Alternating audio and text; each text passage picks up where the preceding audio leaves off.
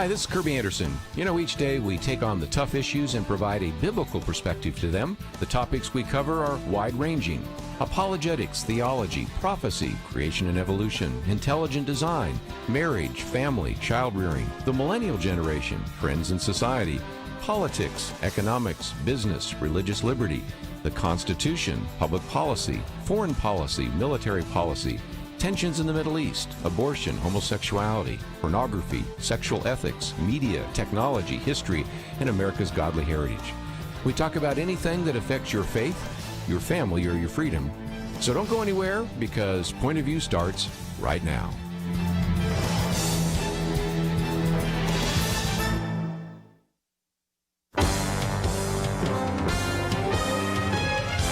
Across America, live. This is Point of View.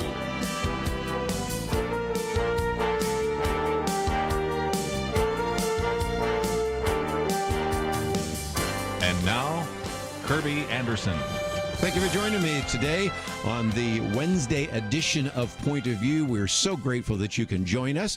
And in this first hour, we're going to be coming back to an issue we've talked about just the other day. This is my booklet on a biblical view on criminal justice. And you might remember yesterday, if you happen to be listening in, we were talking with one individual that has been trying to get clemency for an individual that was given a 60-year sentence for distributing marijuana. And so we talked about the some of the injustices in the criminal justice system. But this hour, I want to focus some things on, especially those of you in the state of Texas and especially in Dallas, to know about a group that is called ACT. Now, that would be familiar to you. ACT for Justice we talked about last year with Danny Lopez, who was in studio, and Elizabeth Wormani. But we are privileged to have the founder and CEO of ACT, which stands for Advocates for Community Transformation. But this is important. Think about this. Even before the pandemic and the lockdown, you had situations where people that were underserved, they might have a crack house down the street. They might have had problems of being evicted unlawfully, and they really had no recourse for any of that. Well, that has intensified even more than this last year, and so this is an organization that we think very highly of, wanted you to know more about, and we have a link to the website on our website, pointofview.net. But let me first of all introduce Reid Porter. He is the founder and CEO of ACT, and he is an individual that has a bachelor's degree from the University of Texas at Austin, a law degree from St. Mary's University School of Law. Individual's been involved for some time in what's been taking place here in West Dallas and other places, and he is in studio with us today. So, Reid, thank you for joining us today. Kerby, thank you for having me. It's great to be here. Let's, if we can, maybe talk about how this came about. We talked about it a year ago, but even if people have a perfect memory, they probably need to hear from the founder on how and what was kind of the impetus for starting ACT in the first place. Sure. So ACT got started back in 2009. I was a young lawyer at the time, and it really was started out of an understanding of the disparate realities that I was seeing, a stark contrast between a neighborhood where I live and the neighborhoods where I was serving at the time as a young attorney. Started really learning about the history of an area like West Dallas, started really understanding some of the ways that areas like West Dallas had been there'd been disinvestment, neglect. Began learning about a lot of the crime, a lot of the violence that had grown into a neighborhood like that through generations of time. Began meeting amazing men and women, leaders in the community, pastors like Arville Wilson and others who have really shaped and helped really inform the way I think about the world and the way I see it.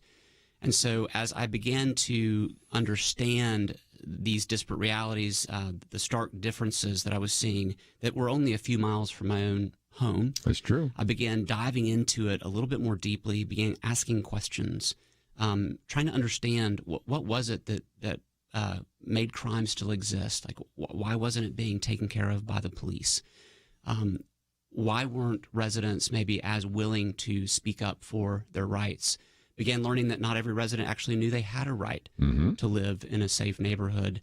And so began really thinking about how might the Lord use me as an attorney to bring a model into the community where we could really equip residents who were courageous members of society who wanted to take back their neighborhood from the crime and violence and then do something very transformative both physically and spiritually for the community.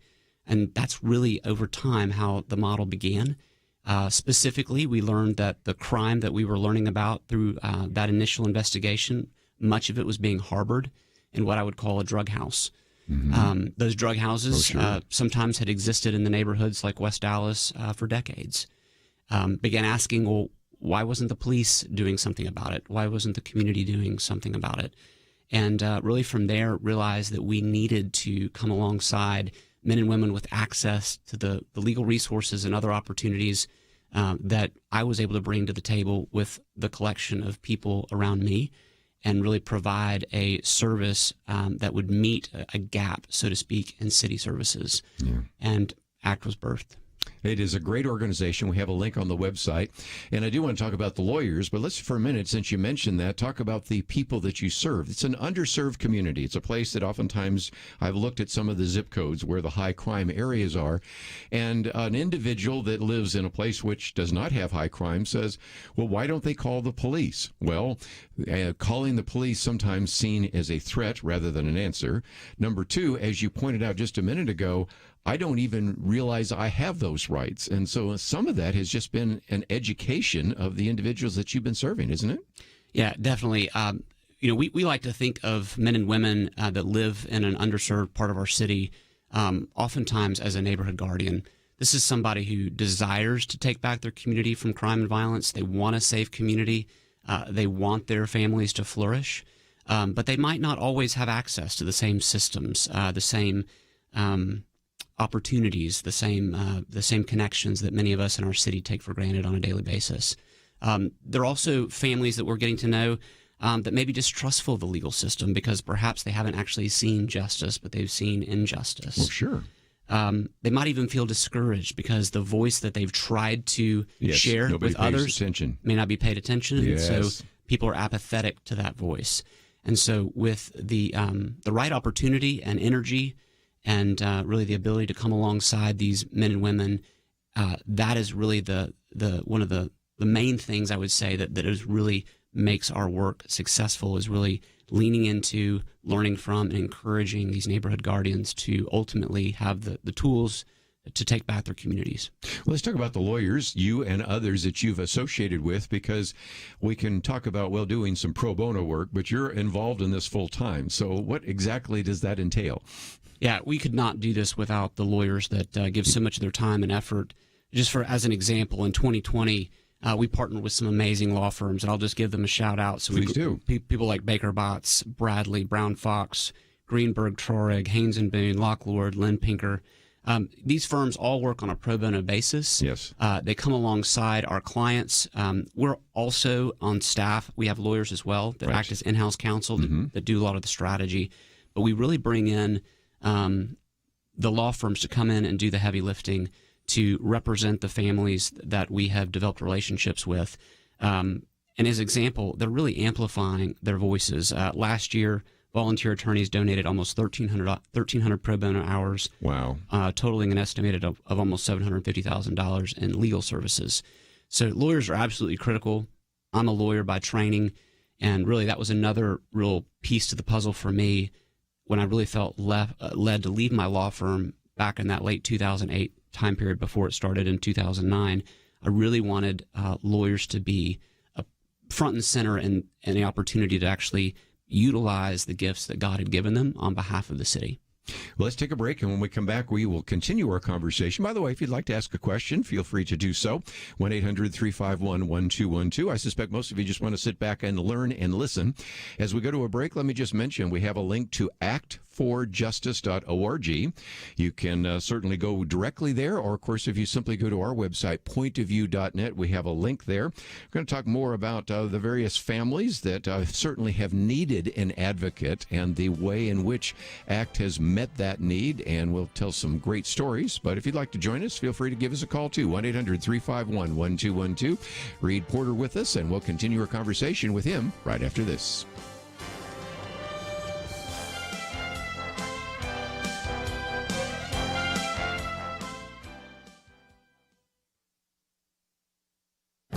This is Viewpoints with Kerby Anderson. When a liberal who is a former Democratic advisor warns that the nation is headed towards a totalitarian state, we need to pay attention. Naomi Wolf has served as an advisor to the Bill Clinton re-election campaign in 1996 and recently voted for Joe Biden, a decision she is starting to regret. She has been posting warnings on Twitter for months, but she reached a larger audience of conservatives when she appeared on Tucker Carlson tonight. She told the host that this is not a partisan thing. In fact, she said it transcends everything you and I might disagree or agree on. That should bring together left and right to protect our Constitution. She went on to describe the impact the lockdowns have had. The state has now crushed businesses, kept us from gathering in free assembly to worship as the First Amendment provides, is invading our bodies, which is a violation of the Fourth Amendment, restricting movement, fining us in New York State. She added that the violations go on and on. Naomi Wolf has been a student of totalitarian regimes and wrote a book years ago outlining the 10 steps that would-be tyrants always take when they want to close down a democracy. She explained that the trend is always the same. Whether they're on the left or the right, they do the same 10 things. And she added that she never expected to see this happening in America in her lifetime. Perhaps the most ominous statement was her belief that America has now arrived at step number 10. That would be the suspension of the rule of law. She sees it as a merger of corporate power and government power, which is really characteristic of fascism in the 20s. She believes it is time for America to wake up, and I agree. I'm Kerby Anderson, and that's my point of view.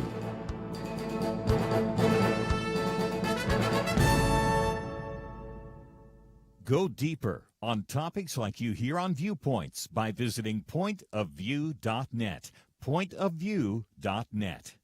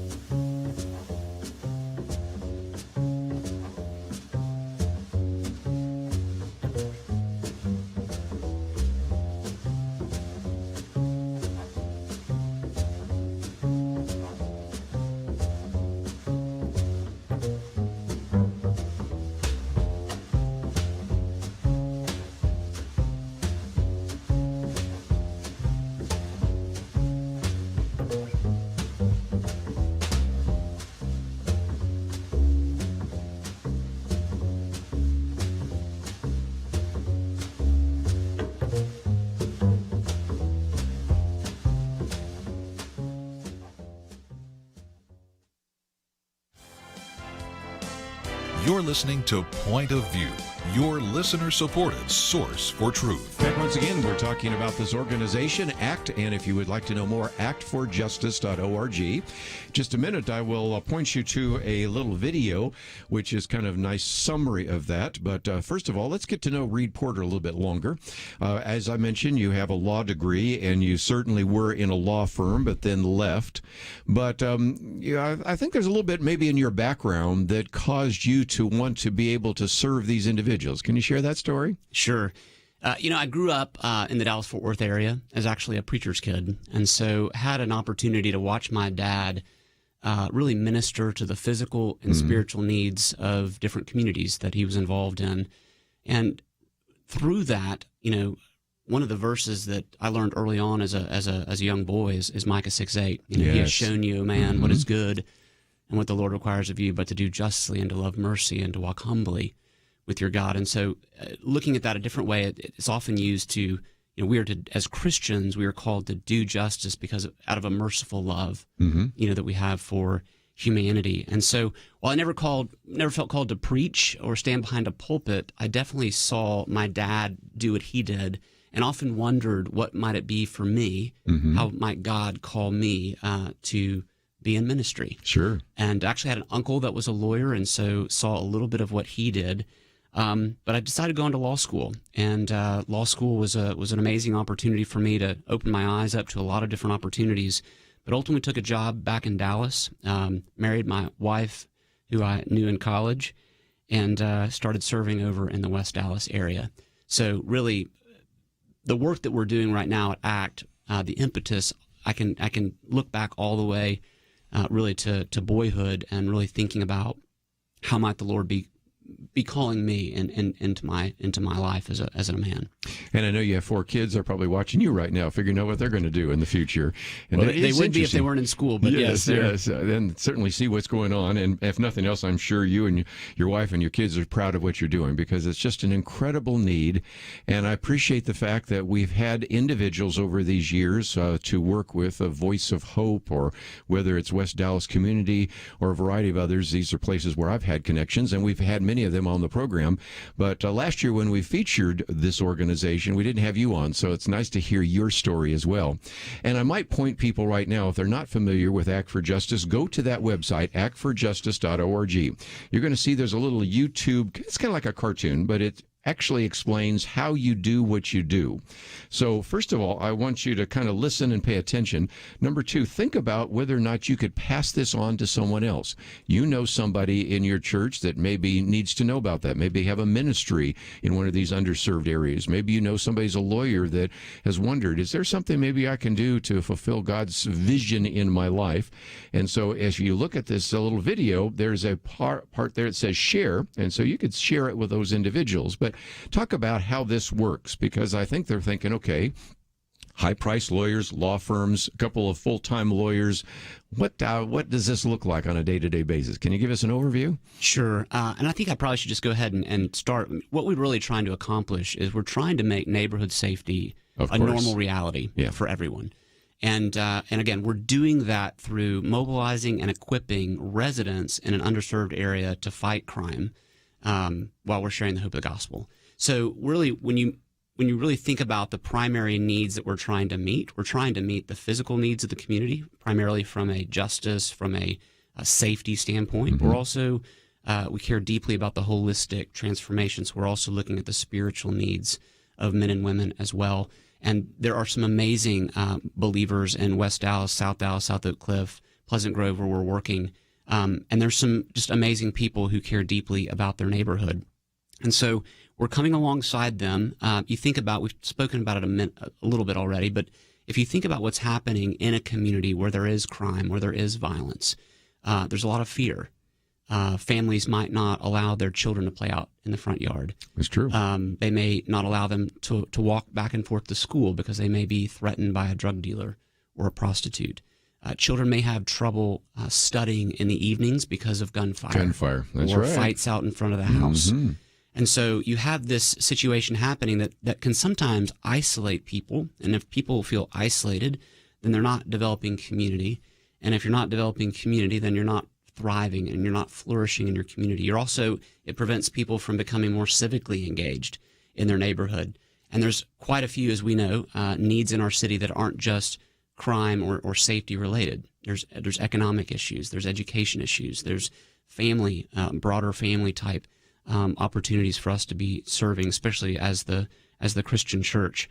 And so when you think about these needs that the community has, what we're trying to do is really focus in on building relationships with the men and women that live there. We want to educate them about their rights. We then want to connect them with other men and women that live on their streets in their neighborhood, perhaps also with the neighborhood leaders that run the neighborhood association, might be local pastors that also have a strong voice in the community. Once we do that, then we're also building up a case against the owner of one of the drug houses that's in the neighborhood. Yes. And then we're going to be advocating on behalf of the clients that decide to engage with us. Not everybody might decide that they want to be represented by a lawyer, but if they do, we're going to pull them together, and we're going to work alongside the Dallas Police Department, other city offices. Oftentimes we're talking with the city attorney's office, we're talking with code compliance, but we're educating men and women that they have a right to live in a safe neighborhood, and there's a private legal solution that enables them to really come alongside the city's efforts only being able to go so far. That's right. And again, you were talking about what you want to accomplish, and of course, having safe neighborhoods, but I'm going to take it one step further. One of the things we've talked about before is that in some places, I'll pick South Dallas as an example, these are food deserts. And the reason they are is because the neighborhood is not safe. So why would I want to put a grocery store there, for example, or why would I want to even put a convenience store there if it's going to be one of these high crime areas? So as you begin to change and revitalize the community, some of these other issues that don't seem at all related to legal issues actually begin to be resolved as well. So there's kind of a long-term view that you have that can really begin to revitalize a community in ways that we've always needed. Yeah, all those issues are so important for a thriving, flourishing, community. It just so happens this is, God's given us a very specific niche, but it's also a niche that we feel like if the barrier of crime or the lack of safety is overcome, then so many of those other opportunities can also exist. So we really do feel like it's an important piece to the entire puzzle. Now, when we come back from the break, I want to talk about how you're unique, but since we only have about a minute or two left, and so we go to the break, I want to encourage people to go to your website, which is actforjustice.org. They can watch that little video we mentioned just a minute ago, but just as they go there, and maybe even when we come back from the break, we can talk more about that, but since we got about a minute or two, let's talk about how people can participate with you, because Sure. I just a minute ago suggested, hey, maybe they can have some people come alongside, and obviously, if you're a lawyer, well, you see the connection there very easily. But, okay, for all of us non-lawyers, there's still things that we can do. How can we get involved with you? Sure. This is something that I think, I don't want to sound Christianese, but we really do need prayer. And Yes. we'd love people to pray for the ministry. Love it that you've invited me on the show today to be able to share what God is doing. So prayer is a big deal. If you're a member of a church that's really interested in justice issues, a lot of these have risen to the forefront, especially with COVID Yes. and the realities that we're living in now. We'd love to come and share and talk and be a resource to your church. Very practically, we're a nonprofit, and so we always need financial support. We're not transactional in that way. We love to invite people into our work. But one of the easiest ways to do that is become a justice partner. Right. And by becoming a justice partner, you're actually committing to a monthly gift to our organization that helps really even out our cash flow through the year. But there's also a lot of resourcing that we do, events that we have, education that we're bringing to the table when you become a justice partner. And when we come back from the break, I want to talk about that a little bit more. But first of all, as an individual raises support, it's nice to have those big gifts, but the bills come in monthly. So if the income comes in monthly, that kind of works out pretty nice. That's right. But you also have, some Justice Summer series, and you have a newsletter and a number of other things that are part of that. So let me encourage you right now during the break to go to the website, because when we come back, we'll talk about some of the resources there and how you can educate, eliminate, and establish, because there's some really key issues to that. And then we'll talk a little bit more about kind of the uniqueness of what Act for Justice is all about. And I'm hoping that if this is the first time you've had a chance to hear about them, that you check out a little bit more. But I also hope that you'll take the time to recognize that as many people as listening to this right now, we can increase even more by you taking the time to take some of the resources we've mentioned and send them to others. You know people in your church that may be interested in this. Maybe it's a pastor, maybe it's a lawyer, maybe it's an individual that's had a real heart for South Dallas, West Dallas, whatever it might be. That's one of the reasons we're covering that today. So let's take a break, and when we come back, we'll continue our conversation right after these messages. Having civil conversations about important issues seems to be harder and harder. Various media outlets tell people what they should believe, why they should be outraged, and getting people to actually think, well, it can be difficult. Whether it's the gospel, tax issues, social policy, or just about anything else, you need to have solid information and clear thinking to address the hard issues. You need God's truth applied. And that's what you get in less than 2 minutes with Point of View's Viewpoints Commentary, a daily resource to help you be informed and think through the things we need to be talking about. It is free and will arrive in your inbox each day when you visit pointofview.net/signup. Sometimes we know we should say something, but we're silent because we're not quite sure what to say. Viewpoints Commentary can help you break the silence and change the narrative. It can make you a more equipped agent for truth. Get your free subscription to the Viewpoints Commentary at pointofview.net/signup. pointofview.net/signup. Point of View will continue after this.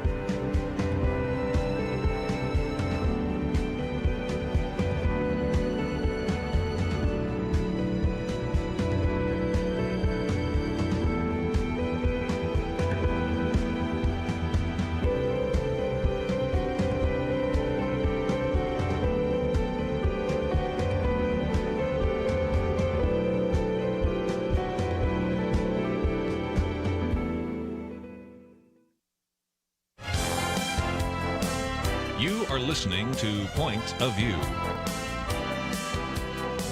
The opinions expressed on Point of View do not necessarily reflect the views of the management or staff of this station. And now, here again is Kerby Anderson. Continuing our conversation today with Reid Porter, he was in studio with us as we talk about Act for Justice. And I encouraged many of you to go to the website, and if you could, it's actforjustice.org. But again, you mentioned real quickly that you can obviously give monthly, and then there are some real benefits. First of all, you've had in the past, I suspect COVID changed this a little bit, the Justice in Summer series, but also a quarterly publication. So there's all sorts of resources that are there, and I hope people will think about this, because if you are concerned about your neighborhood, we have this is our Jerusalem, if you will. We certainly can focus on missionaries to the uttermost parts of the earth, but this is our home territory, and there are individuals that certainly would benefit from what you have provided for them in these underserved areas. So you're looking for monthly support, and when you do so, they'll be able to connect up with you. We are. And, I think, again, the monthly support obviously helps us out tremendously as an organization. But there's a lot of wonderful benefit, right, of giving generously for your own heart, knowing that, my wife and I support other organizations as well, giving to our church, of course. But when you give generously, the Lord does something in your heart. And when you combine that, at least I hope, with our efforts to really invite someone into the work that we're doing in the city, it really becomes an act of worship. And so that's my prayer for even listeners here today, is that would be something that they would desire to do, and that they would come alongside us and would take advantage of the opportunities that we will have throughout the year. And again, you talk about the fact that I love the 3 E's: help educate residents about their legal right, and that's so important, as we talked about just a minute ago. Number 2, eliminate criminal activity, as we've talked about, and then establish leaders who are equipped to sustain peace in the neighborhood. And that's part of that, because there may be some questions in the back of people's minds, Reid, that, okay, I clear out the crack house, I clear out the crime, 2 weeks later, boom, something else comes in. So what about that? It seems to me that this is an ongoing process, isn't it? It definitely is an ongoing process. And we've talked a little bit about the neighborhood guardians earlier in the program. Would tell you one of the primary focuses that we have in our work is building relationships. Mm-hmm. It really is the relationships in a community that make the work that we do with them durable or sustainable. Yes. It's what's going to keep the crime from coming back. You have someone now who is educated about their rights. They have seen the elimination up front, close and personal, and they, love even the verse that says the Lord, establishes the work through the hands of his people. And yes. So, right, this work is being established, and so men and women that live in an underserved part of our city, for the first time may say, "Wow, I never really knew that my faith in Jesus Christ was calling me to something so bold, something so courageous that would impact hundreds of people around my neighborhood, mm-hmm. some of which won't even know what I've done." But that's really the great encouragement that we get to do with men and women in these neighborhoods once we establish relationships with them. So again, this is a great organization that I would encourage people to support, but talk for just a minute about kind of the uniqueness, because in some respects, people always have trouble when it's a kind of a newer kind of ministry. They're looking for a box to put it in, and you kind of defy a little bit of the box and recognize that there is some uniqueness in the way you go about doing this, isn't there? Yeah, at its core, right, we are a legal justice organization that is working to shut down drug houses in the city. Yeah, we're trying to make neighborhoods safer, but we're doing it in a way, my hope, in a way that is truly holistic and transformative, and has at its core Christ's call to love our neighbor. Mm-hmm. So, would say that one of the ways that we really try, maybe not unique, but something we really value that enables us to push forward is prayer. And we've talked about prayer, obviously asking your guests or the listeners today to pray for us. Sure. But something we do often. We do it regularly as a staff, several times a week together. We take Wednesday mornings to set aside times for stillness so that our staff can just sort of deal with any compassion fatigue they may have, or anything else that's going on, for asking the Lord for wisdom and thinking about their casework. So prayer is really, really important. And then we pray, obviously, with the families that we serve alongside, the police officers that we're trying to connect, and the volunteer attorneys that are coming alongside us as well. So prayer is really important part of what we value as an organization, part of our DNA. Another part of something that we really care deeply about is really something that's risen to the forefront. I think a lot of people have seen this through COVID-19. COVID-19 really illuminated for me and for many others this disparate reality that I got to see, 15 years ago as I started serving in West Dallas. But what I've seen now, and as we're learning more and more about the history of Dallas and the history of these neighborhoods, is that so much of what's going on now, the inequities, if you will, that exist, whether it's crime, whether it's education, whether access to healthcare, yes, all those things are really rooted in historical and even current racism. True. Yeah. And so what we're trying to do as an organization is really, we're not doing anything different because of that. But what we have learned is that, I shouldn't say we're not doing something different. We're doing it through a new set of eyes, or through a new set of lenses, if you will. So we're able to start seeing, or we've been able to start seeing our work in a new way, that while we're providing access and opportunity to the legal system, to the relationships, the resources, the connections that many of us take for granted that we have on a daily basis, we are actually also pushing back against the historical racism, the lack of access, the exclusion that many people of color in our city that often live in some of the neighborhoods where we serve may have experienced through the last several decades, generations of their lives. And so we really feel honored that we get a chance to come alongside the community in this way and do the deeper work of racial healing in addition to making neighborhoods safer. And again, when you're talking about racial issues, certainly that affects African Americans, but let's talk about Hispanic Americans as well, because a good number of these individuals that are in these communities may have come from a country like somewhere in Latin America, where there is a great fear of the police, where there is so much corruption that they wouldn't ever consider even trying to seek out a lawyer, much less a police officer. And so then add to that the language barrier, in which a good number of them, obviously, English is not their first language. You've got a major educational hurdle to overcome, don't you? You do. We learned early on the importance of being able to speak the language, right? We needed to be able to meet these courageous families that had moved perhaps to America, perhaps even to a neighborhood in Dallas, thinking that they're going to see a better way of life. And lo and behold, they ended up living across the street from a drug house. Yes. So because of our staff speaking Spanish, because of our desire to holistically bring people together, we've been able to have quite a deal of success with working with the Latino community. They're amazing people. They love their community and family, and they want to see their families flourish. Yes.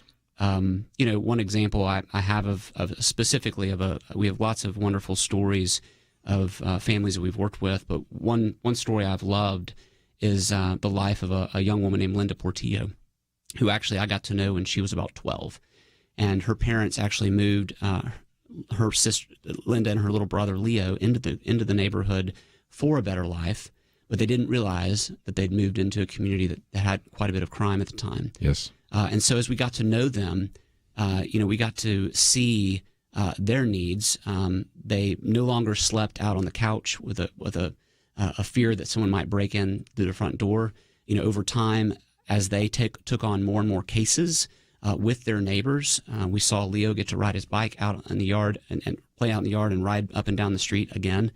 And interestingly enough, we got to see this young woman really flourish as she grew up, seeing her parents become activists, becoming people that cared about safety in their community.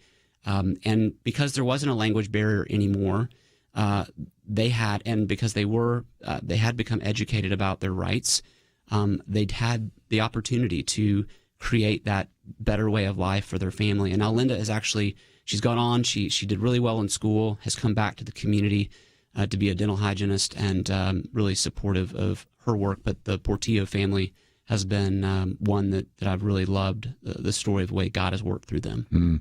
Let's take a break. But again, some incredible stories, and you can find that by going to actsforjustice.org.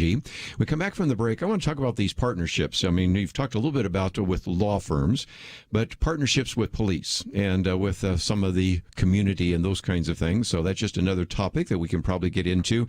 As you can imagine, there's a lot more that he can talk about than we can even cover in an hour. But the first step is, of course, for you to visit the website, actsforjustice.org. And if you find yourself saying, well, I'm traveling right now, I might not remember the name, well, just remember that we have his picture on our website, pointofview.net. We have all the links there, and we encourage you to find out a little bit more and really encourage you to support the organization. It is a great opportunity for you to reach out to your community that is underserved and certainly needs some of the benefits that they are providing. We'll be right back.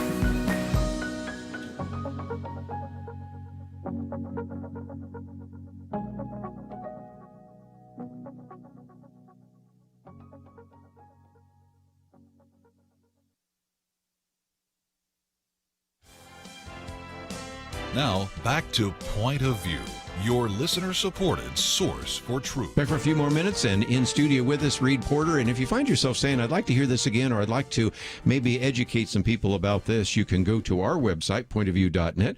There's a button there in red. It says watch or listen, and you can then share that with others. So perhaps there's some people that need to hear this interview. But let's talk about some action items before we get into some other stories, because you've got a lot of stories. But what would you like individuals listening to do? And the first thing, obviously, is to pray for your organization, but then to consider what they might do, their time, their talent, or their treasure. There may be some people that are wired to help you out. And of course, we come out of this COVID-19 pandemic lockdown.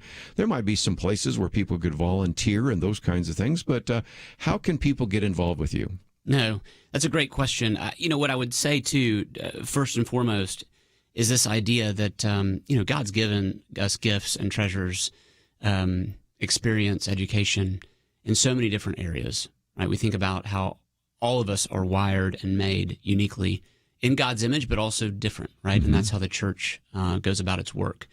And so I think what I would say to many of the listeners today that are thinking about perhaps ACT and what we're doing in the community, but perhaps how they can be involved in general. Like, I think the call to action, I would say, is really begin thinking about what you know and what will you do with what you know.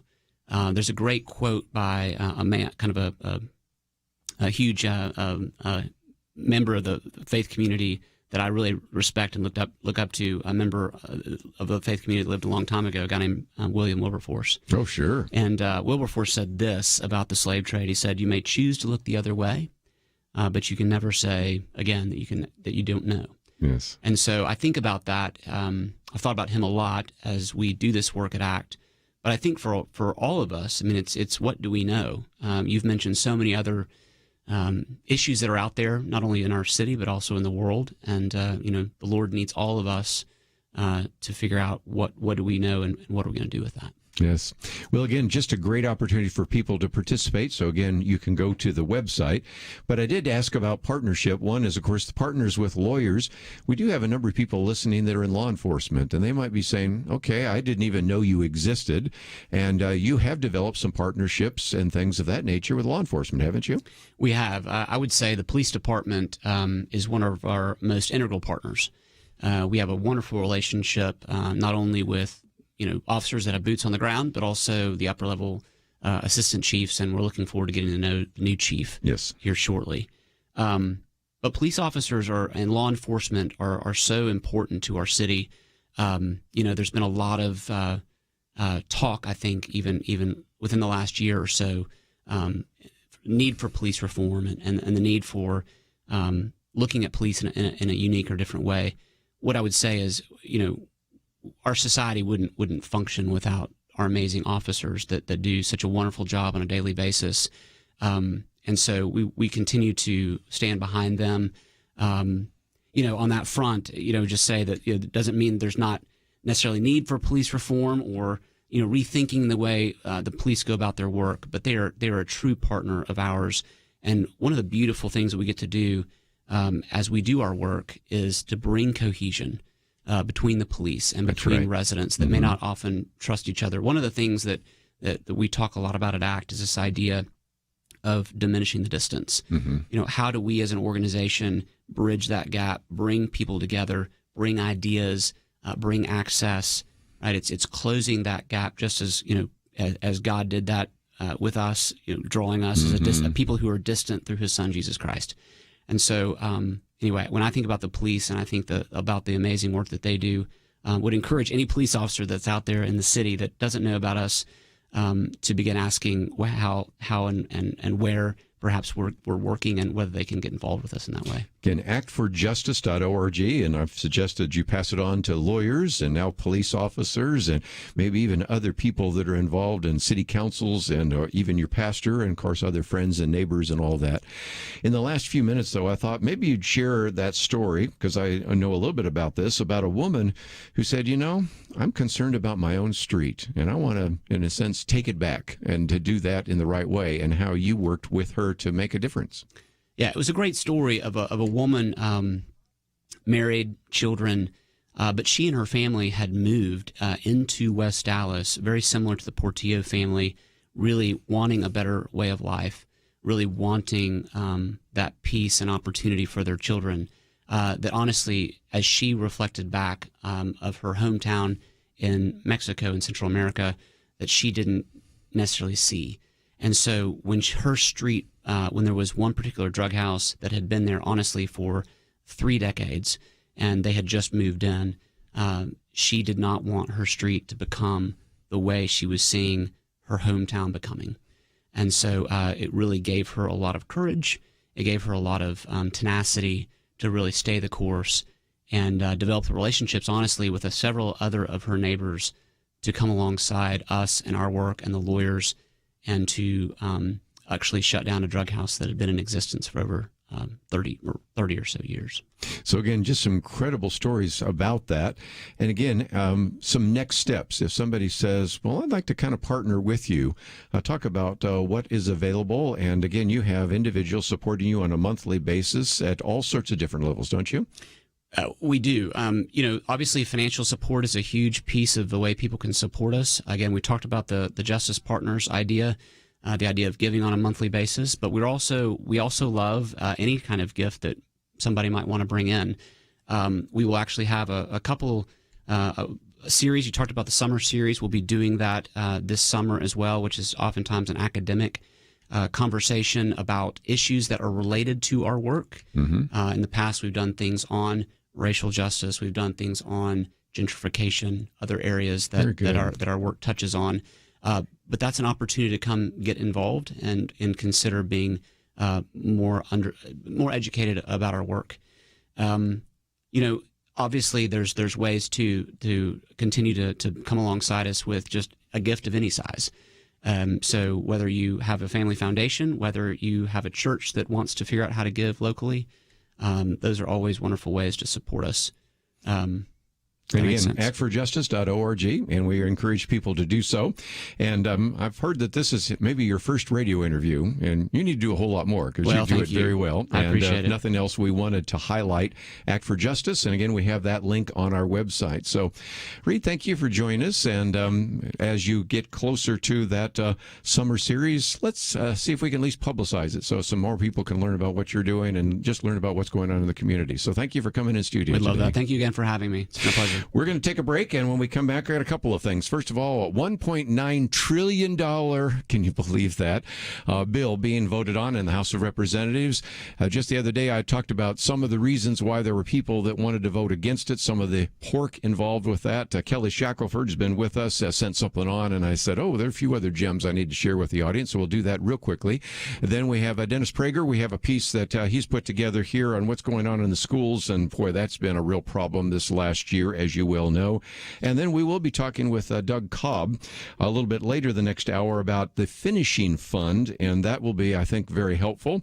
And then as a good point of reference, let me just mention that at the 2 o'clock hour, we're going to have Jerry Jenkins with us. And of course, you might remember him as the author of course, the Left Behind series and all sorts of different biographies.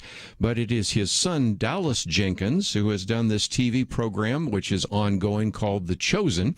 And so Jerry Jenkins has actually taken that material and put it together in a book called The Chosen, and I think you'll appreciate that conversation as well. So as you can see, wide-ranging over the next 2 hours, but again, I hope that you take the time to visit our website, pointofview.net, follow the link to Act for Justice, and spend some time learning a little bit more about this organization that Reid Porter has put together. It's been just a delight to have him in studio, but we need to take a break. So let's take a break. When we come back, we'll get into some of the issues in the news and talk about some of these other ministries and organizations right after this.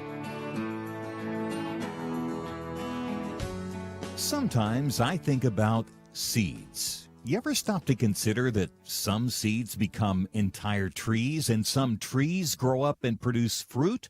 Other seeds become flowers or vines that bring us vegetables or berries. And some trees don't have fruit, but they're just pretty, especially in some parts of the country when it comes to the fall colors. Yes, sometimes my mind goes off like that. And I also think about such things when it comes to the seeds that so many have planted in the quest to impact our nation through Point of View Radio. You may think that your gift is a small thing, but like a seed, it can grow to have an impact beyond your imagination. If you want to see beauty again in America, consider planting a seed today and making a difference by joining the Point of View Truth Team.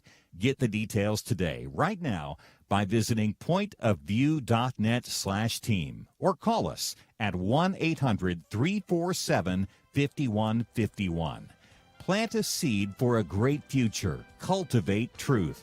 Pointofview.net/team and 800-347-5151. Point of View will continue after this.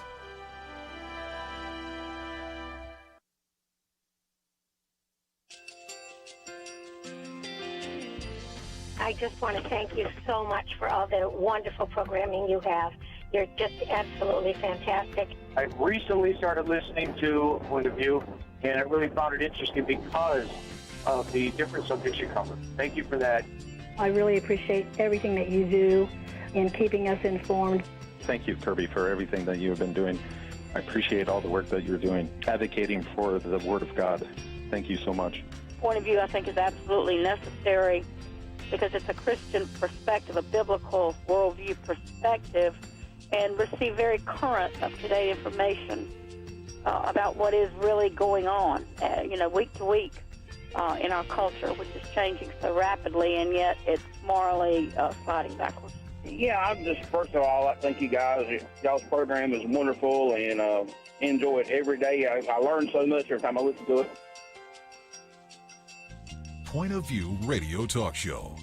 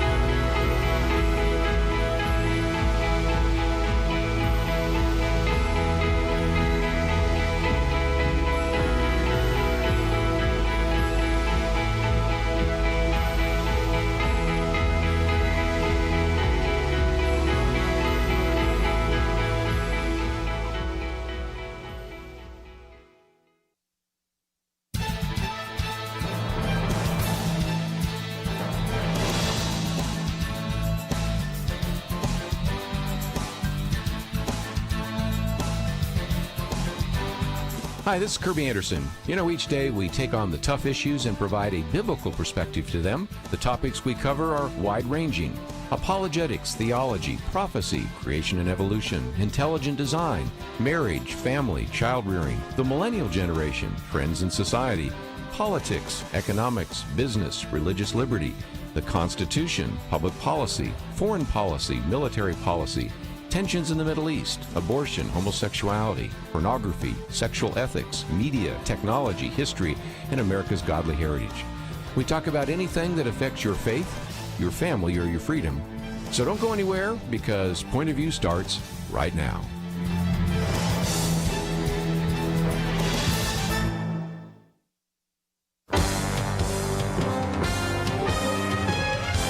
Across America, live. This is Point of View.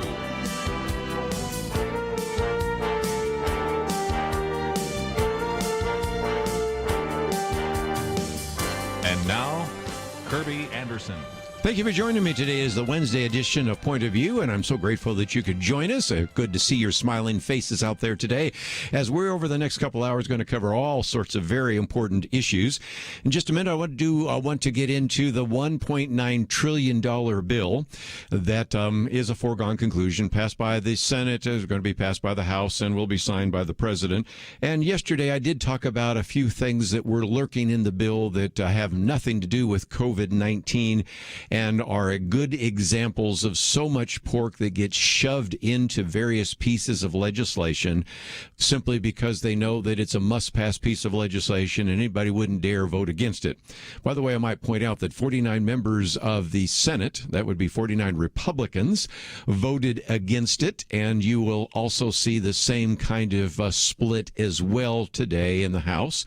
It is, I think, a sad commentary that up until now, the estimates are have had 5, if you will, bipartisan stimulus bills. Not that I think each one of those was necessarily justified, but then here now we have one where you couldn't get one Republican in the Senate to vote for it.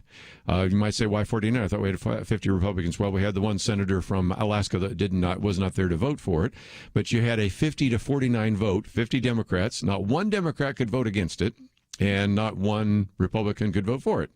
And the same kind of thing is going to happen in the House of Representatives. And yesterday I shared some of that, but Kelly Shackelford, who oftentimes is with us on Fridays, sent me some material, and I said, okay, I did say some of this, but there's a couple of gems I thought I might mention just briefly before we get on to some of the articles we've posted on the website. As a program note, though, before we do so, let me mention that at the bottom of the hour, we'll be talking with Doug Cobb.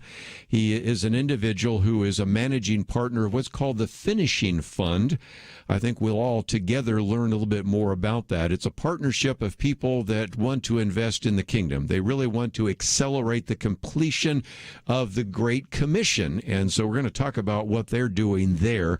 And I think you'll enjoy that and be really encouragement and a little bit of a break from some of the political things we'll be talking about. Then, as a program note, let me mention that an hour from now, Jerry Jenkins will be with us. And of course, you know him as an author of nearly 200 books. I mean, he's known for all sorts of biographies about Hank Aaron and Walter Payton and Mike Singletary and Nolan Ryan. Of course, he's very well known for, I'm sure, the Left Behind series that he wrote with Tim LaHaye.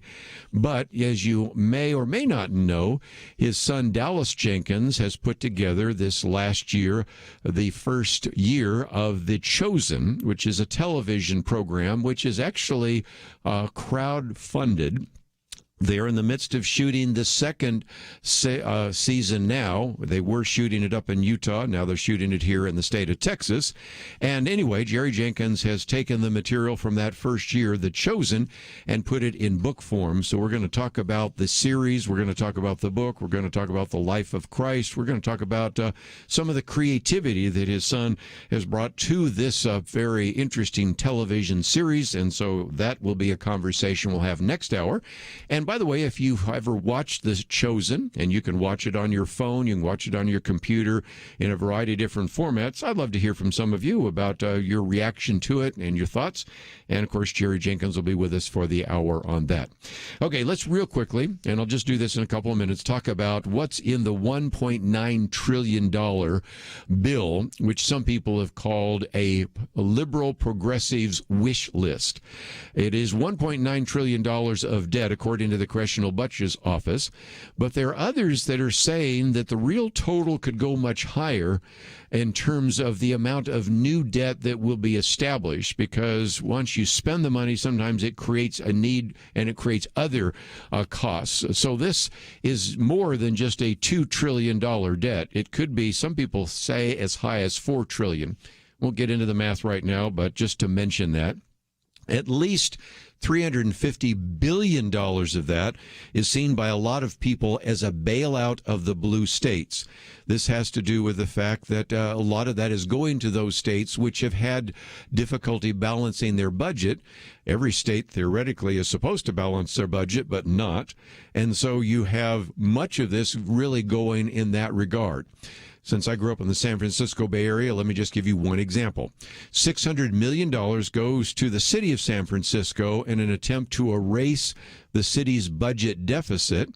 And you might say, well, how did that deficit surface? Well, some people have said, well, they spent a fair amount of money on homeless people for free alcohol, marijuana, and tobacco. So you can see that's not exactly related to COVID necessarily.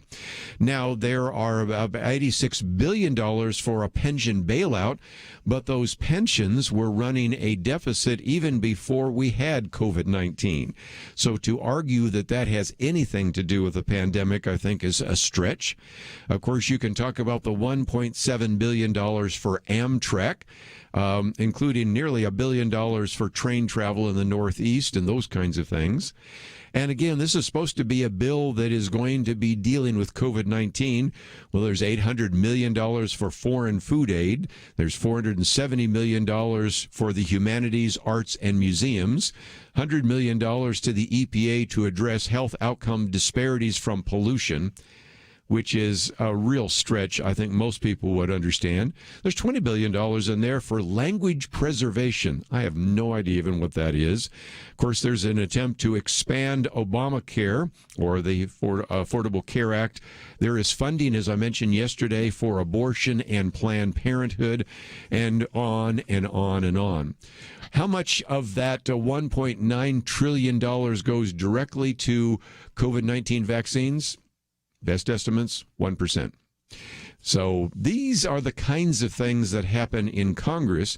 And so then when the Republicans in the Senate, let's give them some credit, and some Republicans, by the way, in the House later, wanted to put forward some amendments, the Democrats on the other side of the aisle rejected, and here's some of the amendments that were rejected. I mentioned a few yesterday, but let's go through them real quickly. They rejected tying funding for schools to the schools reopening. They rejected the actual targeted COVID plan that actually prioritizes real relief and assistance. Why send these stimulus checks to people that have done relatively well? Well, that's a good question. They rejected an amendment, as I mentioned yesterday, which would have blocked prisoners from receiving the relief checks. They also rejected an amendment to block illegal immigrants from receiving relief checks. They also rejected an attempt to replace this idea of a blue state bailout by using the funding formula that was used in the Bipartisan CARES Act, but that one got thrown out as well. And, of course, they, as you might imagine, rejected a provision to renew and approve the Keystone XL pipeline. That one, of course, doesn't necessarily have to do with COVID, but it has to do with trying to counteract the executive order from President Joe Biden. And there are a variety of others there. And, of course, they also rejected the attempt to try to include the Hyde Amendment, which has been kind of this long-standing protection to make sure your tax dollars don't go to fund abortion.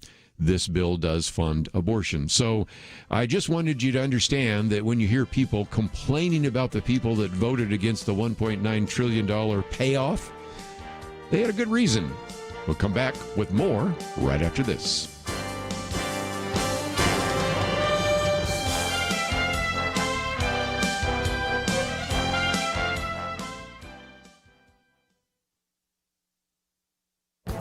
This is Viewpoints with Kerby Anderson. When a liberal who is a former Democratic advisor warns that the nation is headed towards a totalitarian state, we need to pay attention. Naomi Wolf has served as an advisor to the Bill Clinton re-election campaign in 1996 and recently voted for Joe Biden, a decision she is starting to regret. She has been posting warnings on Twitter for months, but she reached a larger audience of conservatives when she appeared on Tucker Carlson tonight.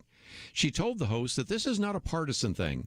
In fact, she said it transcends everything you and I might disagree or agree on. That should bring together left and right to protect our Constitution. She went on to describe the impact the lockdowns have had. The state has now crushed businesses, kept us from gathering in free assembly to worship as the First Amendment provides, is invading our bodies, which is a violation of the Fourth Amendment, restricting movement, fining us in New York State. She added that the violations go on and on. Naomi Wolf has been a student of totalitarian regimes and wrote a book years ago outlining the 10 steps that would-be tyrants always take when they want to close down a democracy. She explained that the trend is always the same. Whether they're on the left or the right, they do the same 10 things. And she added that she never expected to see this happening in America in her lifetime. Perhaps the most ominous statement was her belief that America has now arrived at step number 10. That would be the suspension of the rule of law. She sees it as a merger of corporate power and government power, which is really characteristic of fascism in the 20s. She believes it is time for America to wake up, and I agree. I'm Kerby Anderson, and that's my point of view.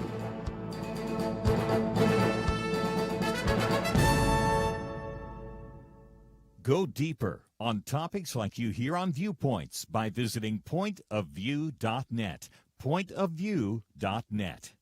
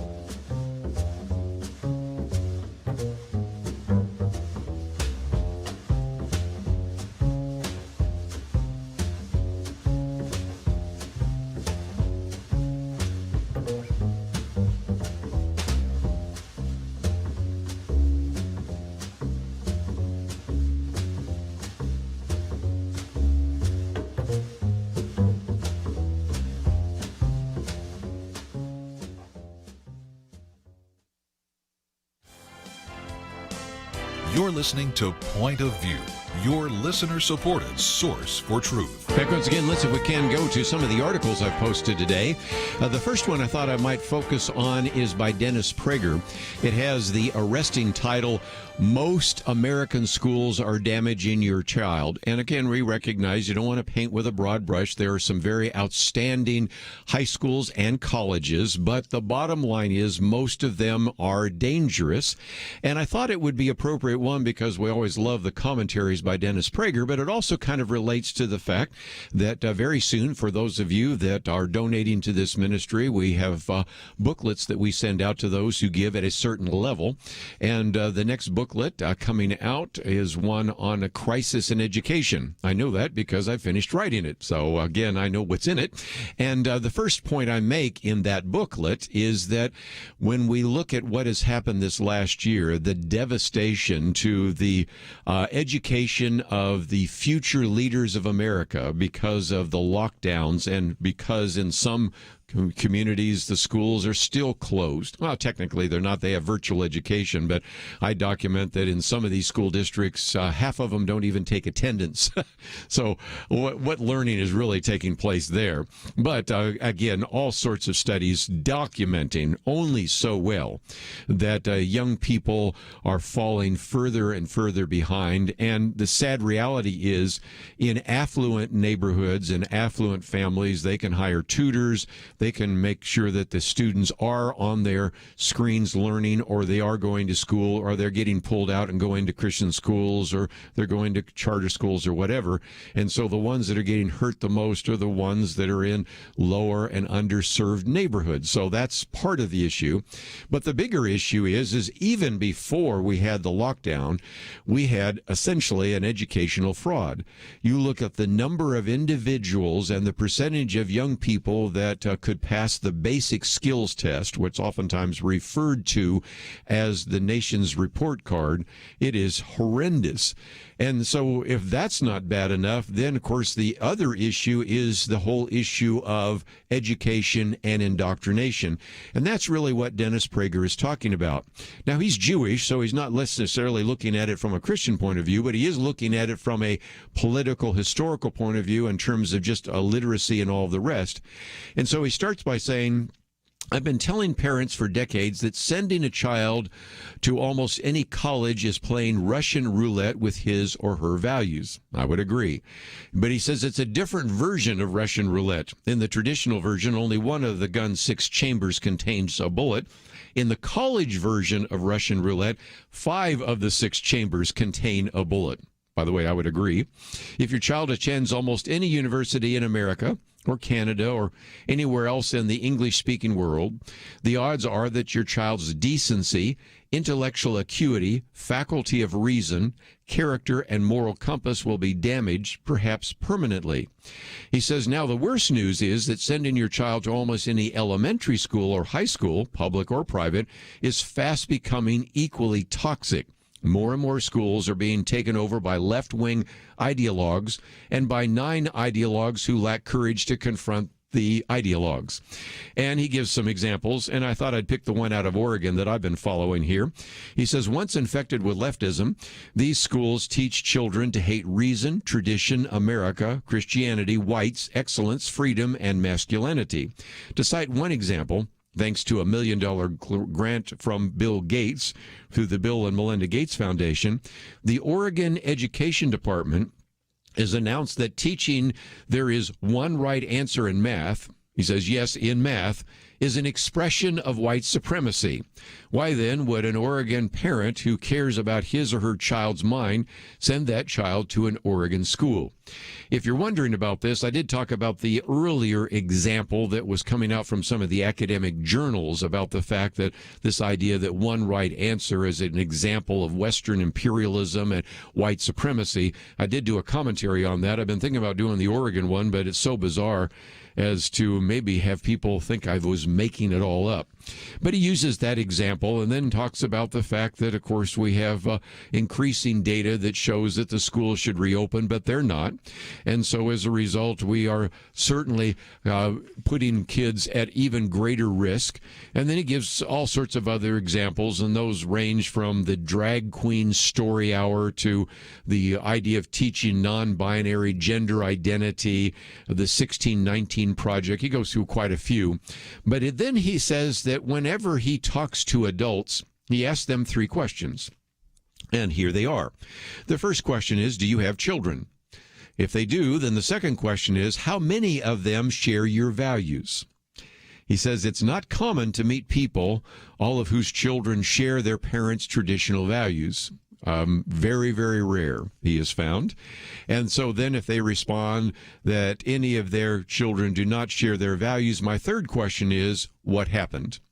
And of course, he says in every instance, these parents attribute the alienation of their children from their parents' values to the college or now increasingly the high school their child attended. And I think what we have here is that there has always been an attempt to indoctrinate students in the colleges.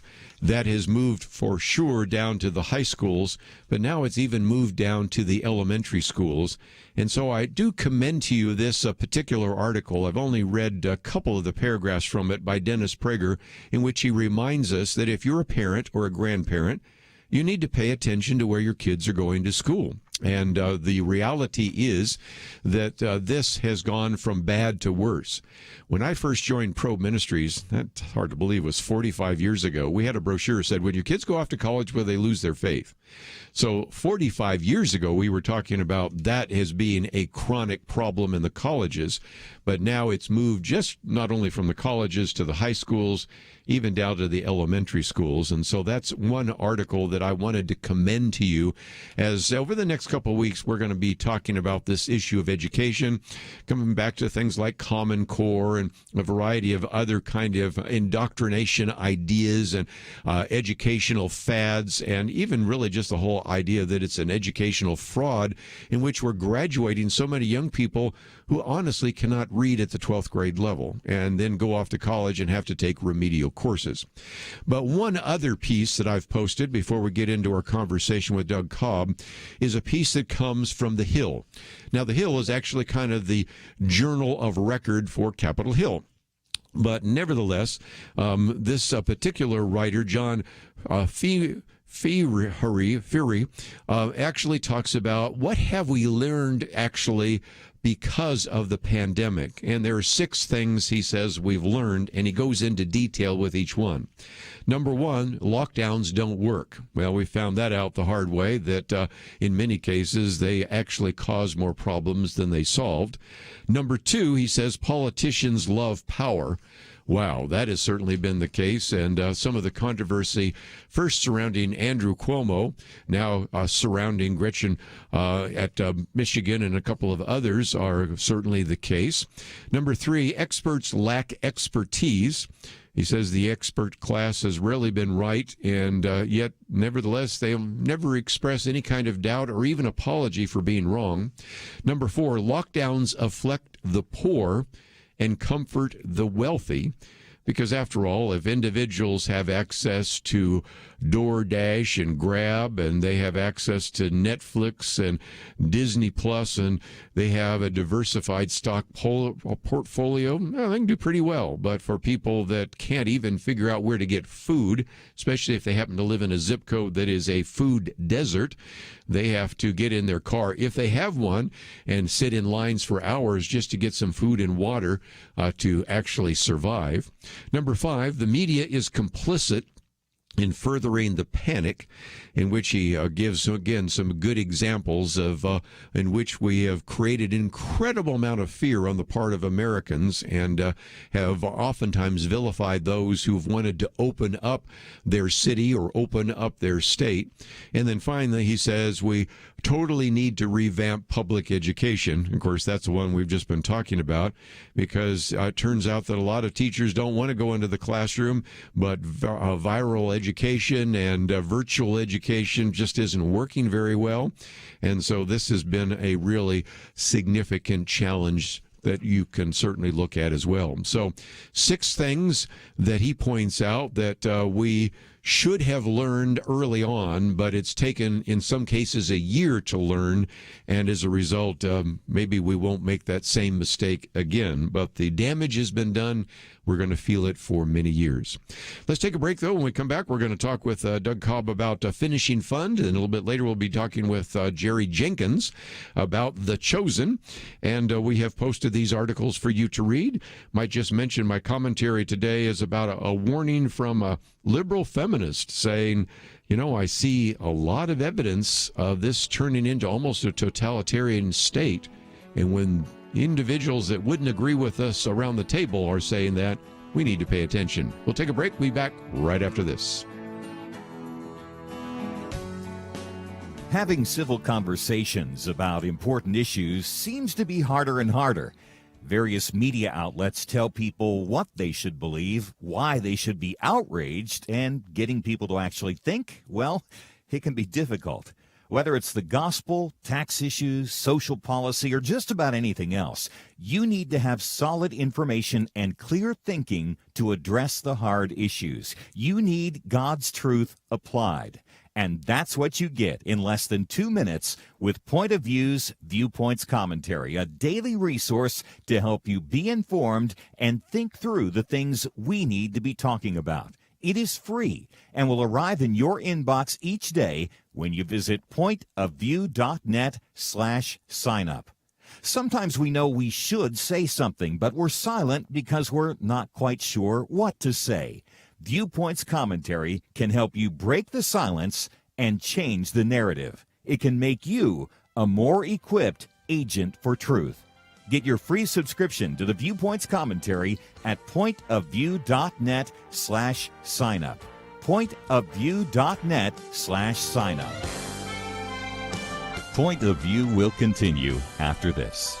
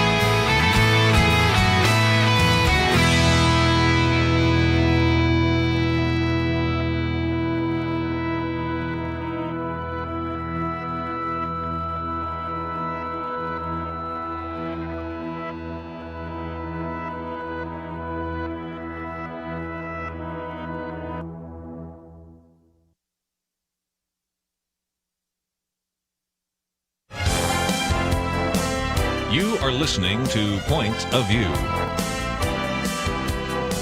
The opinions expressed on Point of View do not necessarily reflect the views of the management or staff of this station. And now, here again, is Kerby Anderson. You know, many of us grew up actually talking about wanting to fulfill the Great Commission in this generation, and that has always been a challenge for each generation. But what can we do to maybe finish the task? That's what we're going to focus on now. And certainly we have talked about this on a number of occasions. We've featured various evangelistic ministries. We've featured various mission outreaches, Bible translation projects, and the Jesus film, you name it. There have been all sorts of different ways in which we've talked about this, but I thought you might want to know about what's called the Finishing Fund. You can go to our website, pointofview.net, and find a link, or go directly to finishingfund.org. To help us understand a little bit more, we bring to the microphone Doug Cobb, who is the managing partner at the Finishing Fund, which is a group of individuals, investors who are giving together to accelerate the completion of the Great Commission. The goal is to see every nation engaged with the gospel by the end of the year 2022. He is a teacher and elder at Southeast Christian Church in Louisville, Kentucky, a graduate of Williams College, and also with a master's degree from New York University Graduate School of Business Administration. So, Doug, thank you for joining us today here on Point of View. Kerby, it's great to be here. Thank you for letting me come on. Let's, if we can, educate people for just a few minutes. Talk about the origin of the Finishing Fund, and then we'll talk about how people can participate with you, because you're looking for a partnership, and you really have this big, bold vision, don't you? Well, we do. The origin of this comes out of another ministry called Finishing the Task. Right. It was started about 15 years ago by my mentor, Paul Eshelman. Paul was the founder of the Jesus Film Project and Campus Crusade for Christ. And when he left that job, he started this ministry, Finishing the Task, really to mobilize the global church around this goal of completing the Great Commission in our lifetimes. And I'm fortunate that because I was following Paul around, he asked me to be a part of that, and I got connected into that ministry. And it was really through being involved as a volunteer in Finishing the Task that I began to understand that the Great Commission has a finish line, and that we're not very far from it as a global church. You know, Jesus said, "Go and make disciples of every nation." That word nation in the Greek is ethnos. It describes people groups around the world.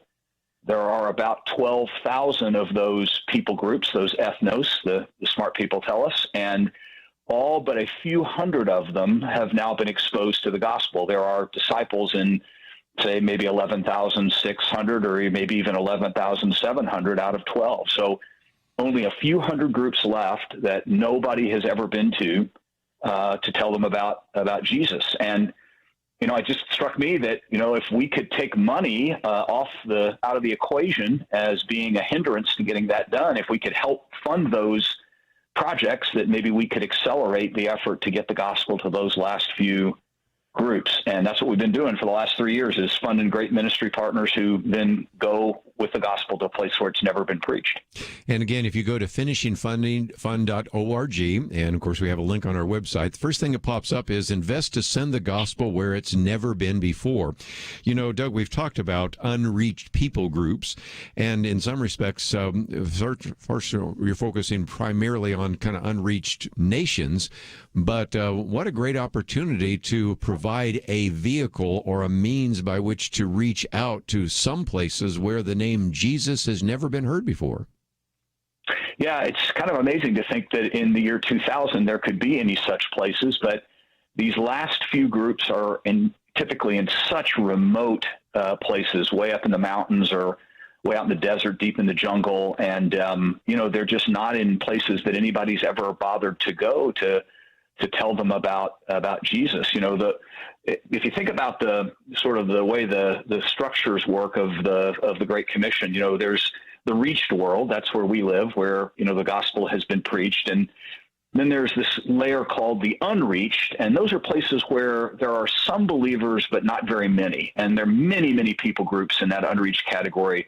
Very large part of the world's population is unreached. They need more churches. They need more witness for Christ. But at the very bottom, this layer that we're focused on with the Finishing Fund is the unengaged. And that means literally nobody's ever been there with the good news.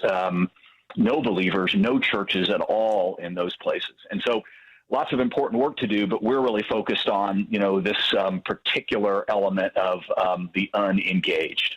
And again, let's talk about how that takes place, because as you go to the website, you'll talk about the community of givers and then really partnering with trusted missionaries and ministries. So talk about how that works, because as you said, money then no longer is an obstacle, hopefully, but still a lot of other things need to take place. So kind of figure out and help us figure out how that all takes place. Well, my career when I was in business was in startups and growth companies, venture capital, that world. And in a sense, the finishing fund is like a venture capital fund for the Great Commission. Our partners invest in the fund, commit their contributions to the fund, and then together we invest in ministries who bring us projects to send workers to an unengaged people group. We've now worked with maybe 27 or 28 different ministry partners. Most of them have an expertise in one part of the world, maybe in East Africa or in the Muslim world, the Arab world, China, Laos, places where we have sponsored. And they've been working there. They have an infrastructure there on the ground, and they put together a plan to send a couple of missionaries to a place where no missionary has ever been, to a people group. We help underwrite the cost of that and, get them moving as fast as possible. One interesting thing is, although the ministries we work with typically have a U.S. presence, the actual work that's being done is almost always done by national missionaries. So it's not Americans going to a people group in Laos. It's Laotian believers going to a people group in Laos. It's Indian believers going to Indian people groups. And that makes the work enormously more effective and efficient, as you can imagine. It's just much easier for near culture workers to go than it would be for somebody from the West to try to do that. And again, they know the language, they know the culture, and in many cases, they are proven ministries, so you've already done that as well. And the goal is to reach out to those unengaged people groups, and so I think people understand that as well. Talk about the involvement, because, again, I recognize that not all of our listeners can participate in this, but whether it's an individual that wants to give a significant amount or a church, I've been really struck, Doug, that so many times churches say we want to reach the unreached people groups. Well, how about the ones that are completely unengaged? That's a really significant mission target as well. So what does it involve in terms of people actually helping you go and reach out to those unengaged people groups through some of these proven ministries? We organized the fund as a kind of a major donor effort from the beginning. One of the reasons we did that, to be honest, is to keep the administrative load light. I serve as a volunteer in my position as managing partner and actually cover, along with one other partner, the expenses of the fund. So we try to keep our costs really, really low. And it's easier for us to manage a small group of a few hundred partners than it would to manage a larger group of 1,000 or more. So we ask each partner to commit at least $30,000 to the fund, $10,000 a year for each of 3 years. We picked that number because it's approximately the cost of a typical engagement project. So, $30,000 is about what it costs us to send 2 workers for 3 years to an unengaged people group. And so we ask each partner in the fund to contribute at that level. And so, sadly, it's not something that is available to everybody, but fortunately, God has blessed some folks who have the resources to do that, and many of them have been joining us. So let's see if we can take a break, and we'll come back. A couple more quick questions. But by the way, if you have a question about this, and maybe you have always had a heart for the Great Commission, would like to ask a question of Doug, let's open up the phones, 1-800-351-1212. Wanted you to know about this because from time to time we do talk about the Great Commission. We talk about evangelism. We've done interviews with missionaries. We've talked about Bible translation. Of course, I mentioned the Jesus film. We've talked with various individuals that in one one way or another already doing some of this, but again, this is something fairly unique, which I wanted you to know about, because it is reaching out to a group that sometimes doesn't get as much mention. We talk about unreached people groups, but we're talking about, in this case, unengaged people groups. And so if you'd like to know a little bit more about the finishingfund.org, it's on the website. But if you'd like to ask a question of Doug, 1-800-351-1212. We might have him come back and share a story or two about that just before we move on. And as I mentioned before, next hour we're going to have our good friend Jerry Jenkins with us as we talk about his new book, The Chosen, based on the TV program put together by his son Dallas Jenkins. All that coming up right after this.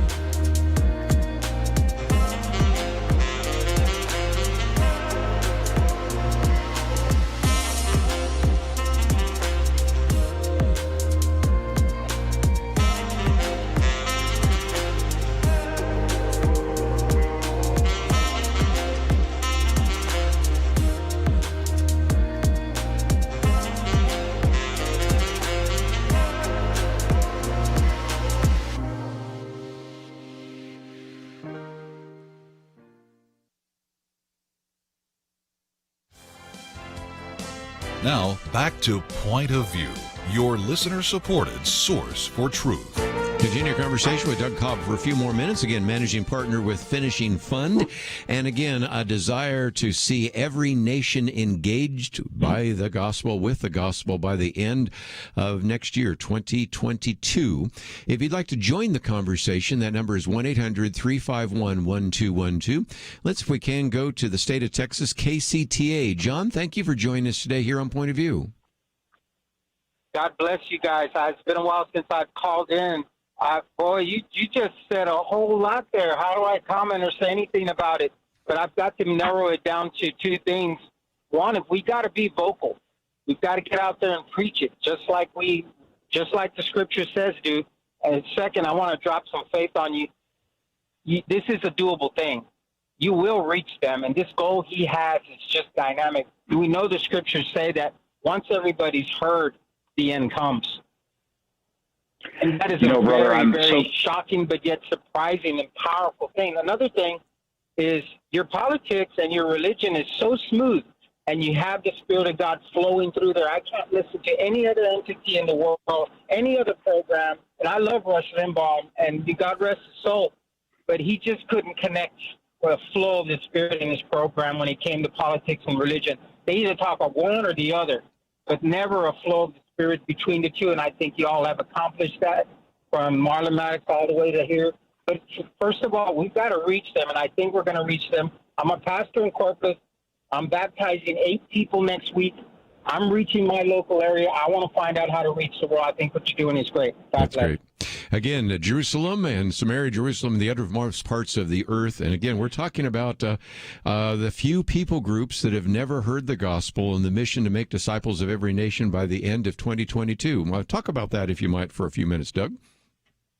You know, I love that comment that this is surely going to get done. I used to make my living by starting new companies, and when you start one, you're never sure if it's going to work or not. Fortunately, some did for me. But one thing I love about working on this task is that I know it's going to be accomplished because God has promised that it will, and his promises are the most real thing we know. If God has promised something, it surely will happen. And so he's already told us that every nation is going to be included in his kingdom. John has a vision of that in Revelation chapter 7. And so it's fun to work on something that you know is surely going to get done. You may not know quite how, but you could be confident that it will be accomplished.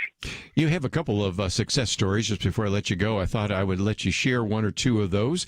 And again, as you go to the website, it gives you information about the countries, the people groups, the partners, and all the rest. But what have been some of the success stories already that you have been able to see accomplished as you've been now reaching out to some of these particular people groups? You know, we've seen hundreds and hundreds of groups where there were no believers 3 years ago, and now there are more than 300 of the groups that we've helped engage. But, you know, one story, I need to change the name of the people and the place because of security reasons, but one of the very first projects we undertook was in a small Central Asian country targeting a people group in that country. A group of folks from that country took on the task. Very remote group, way up in the mountains, very difficult to get to. They prayed and prepared, trained to go. They finally were able to go. As they're driving into the village of this people group for the first time, they see a man walking by the side of the road, and he's with his cows. And so we're here to talk to people. Let's stop and talk. So they get out of the car and engage him in conversation. They said, "We're here to tell you about some good news." They begin to explain about the gospel. He begins to weep right there by the side of the road. And he just confesses to them that he's been carrying this burden of guilt and shame, and no one in his village has been able to tell him what to do with that, has been able to help him find relief. And so they tell him about Jesus and that he's the one who has the power to take away our guilt and shame. He's borne that for us. And literally right there by the side of the road, he becomes the first follower of Jesus in history in that people group. They've been praying that God would show them a person of peace. It had turned out to be the very first man they encountered. That man's family now follows Jesus, several others from that village. His house is the first house church in that place. And that small church is now reaching out to the other villages where this people group live nearby with the good news. So it doesn't always go quite that smoothly, quite that amazingly, but often it does. The Holy Spirit is working in amazing ways around the world to bring in this end times harvest. We live in amazing days. Well, again, I wanted that to be an encouragement to you, whether you can actually invest in the finishing fund or not. I wanted you to hear some of those stories. And again, you can go to the website and find out a little bit more. But Doug, just before we run out of time, when people go to the website, they might say, okay, which button do I click? I want to like to learn a little bit more about these unengaged people groups and these ministries that you're working with and all that. You've got a couple of videos that people can watch. Most of them are about 2 minutes long, so you can do that. Or even if people are saying, well, I may not be involved, but I know people that would, they can click on some of the buttons and send that to maybe somebody that's an investor, a missions pastor, whatever. So what do they do when they land on finishingfund.org? we have to take a look around and learn a little bit more about what we're doing. And then if you just click, learn more, I'll get an email and I'll follow up with that. We'll have a call and get acquainted and see where it goes from there. So, love talking to people about this topic. And so hope I'll get a chance to talk to some of our listeners today. Well, Doug, I hope that will happen. My wife and I were just the other day talking about Paul Eshelman. So, again, just a great opportunity to hear a voice and a name from the past and also to get to know you a little bit better. One last time, finishingfund.org. If you're traveling right now, don't remember the name. That's okay because we have that on our website, pointofview.net. We've got a picture of Doug, and you can see what he looks like and also then click through to find his website. So thank you for this great vision that you have. And I agree with John. It's going to happen. And we can certainly trust in the promises of Jesus, and certainly we want to encourage people to get involved with you. So thank you for joining us today here on Point of View. Kerby, thank you for having me. It's been a pleasure. We're going to be talking at the top of the hour with Jerry Jenkins on The Chosen. And some people are familiar with the TV program, which is already finished season 1. Now they're shooting season 2 of The Chosen. And that was his son, Dallas Jenkins. And so Jerry Jenkins will be with us as we talk about the book based on the TV series. It was fun reading some of that last night because I, of course, watched all of the season 1 of The Chosen, and then to read it in print form was really well done.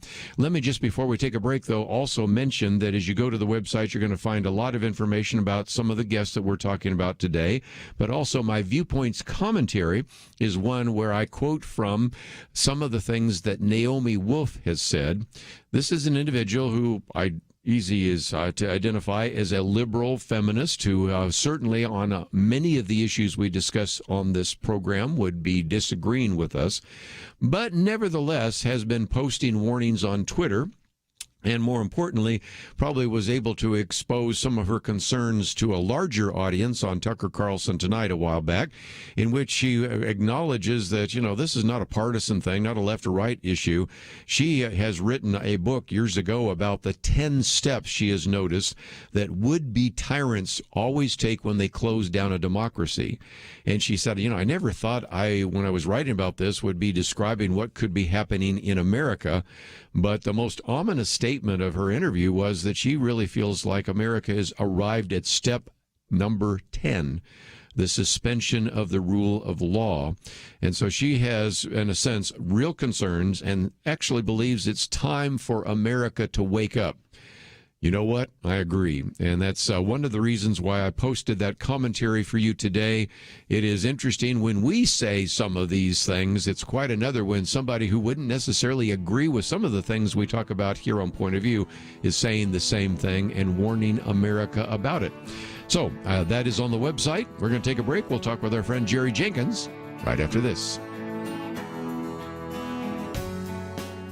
We live in a digital generation. Point of View is reaching this often overly plugged-in generation with truth. You can keep up with us 24 hours a day using your phone, your tablet, your laptop, or your desktop. Search for the Point of View Radio Talk Show on Facebook, where you can keep up with today's issues, learn about current and upcoming guests by liking us on Facebook. Also, follow us on Twitter. Our handle is @PointOfViewRTS. That stands for Point of View Radio Talk Show. Learn, interact, make a difference with Point of View using new media. And here's one way you can make a big difference. Help us increase our reach by spreading the word among your friends. Share a Facebook post.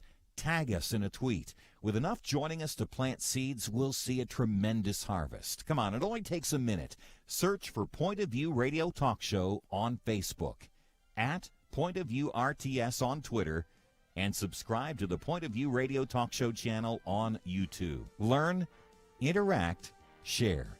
The Point of View Radio Talk Show. Point of View will continue after this.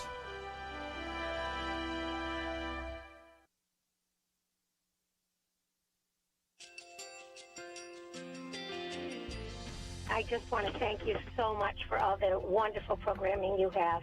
You're just absolutely fantastic. I recently started listening to Point of View, and I really found it interesting because of the different subjects you cover. Thank you for that. I really appreciate everything that you do in keeping us informed. Thank you, Kerby, for everything that you have been doing. I appreciate all the work that you're doing, advocating for the Word of God. Thank you so much. Point of view, I think, is absolutely necessary because it's a Christian perspective, a biblical worldview perspective, and receive very current, up-to-date information about what is really going on, week to week in our culture, which is changing so rapidly, and yet it's morally sliding backwards. Yeah, I'm just, first of all, I thank you guys. Y'all's program is wonderful, and enjoy it every day. I learn so much every time I listen to it. Point of View Radio Talk Show.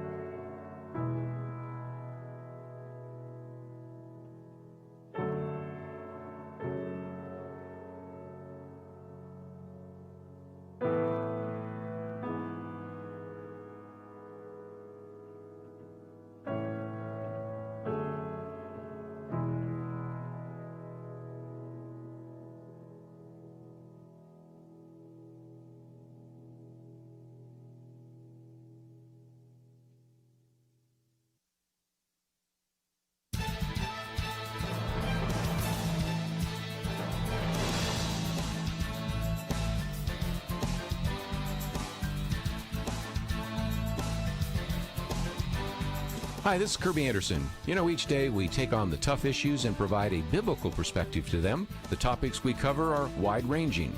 Apologetics, theology, prophecy, creation and evolution, intelligent design, marriage, family, child-rearing, the millennial generation, trends in society, politics, economics, business, religious liberty, the Constitution, public policy, foreign policy, military policy, tensions in the Middle East, abortion, homosexuality, pornography, sexual ethics, media, technology, history, and America's godly heritage. We talk about anything that affects your faith, your family, or your freedom. So don't go anywhere, because Point of View continues right now.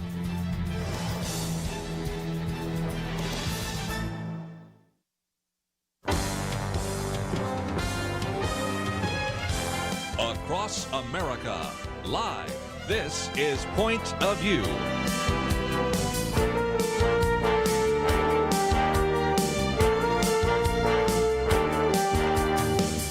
And now, Kerby Anderson. You know, if you're with a group of Christians and you ask the question, have you seen the TV series The Chosen? You get two reactions. One, a quizzical, no, I haven't heard about it. But most of the time what you get is, oh, yes, I really love that. And season 1 is done. When's season 2 coming out? And so in some respects, many of you perhaps already have heard of The Chosen. If not, a critically acclaimed TV series which is going to continue. Matter of fact, season 1 is already out. You can watch it on your phone, your computer, all sorts of things.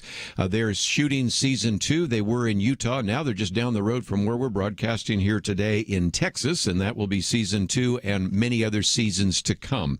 It's been crowdfunded, and if you're not familiar with it, we have some information about that.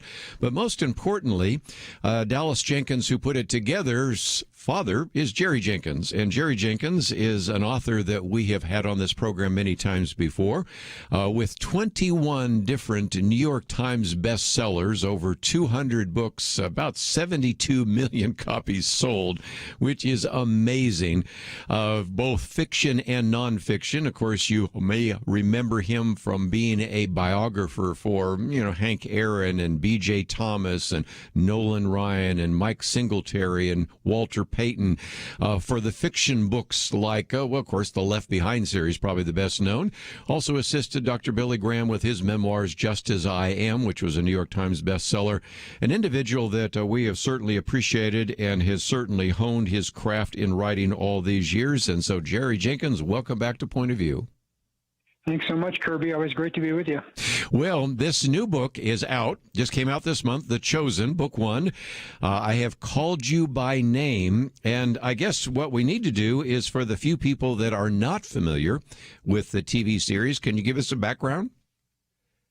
Well, this was really a TV series that was born of failure. My son Dallas was in Hollywood for about 10 years and then with a big church in Chicago for several more years, making feature films and doing quite well. And I had a lot to do with the start of his career, because we had a little company called Jenkins Entertainment and produced some of those films.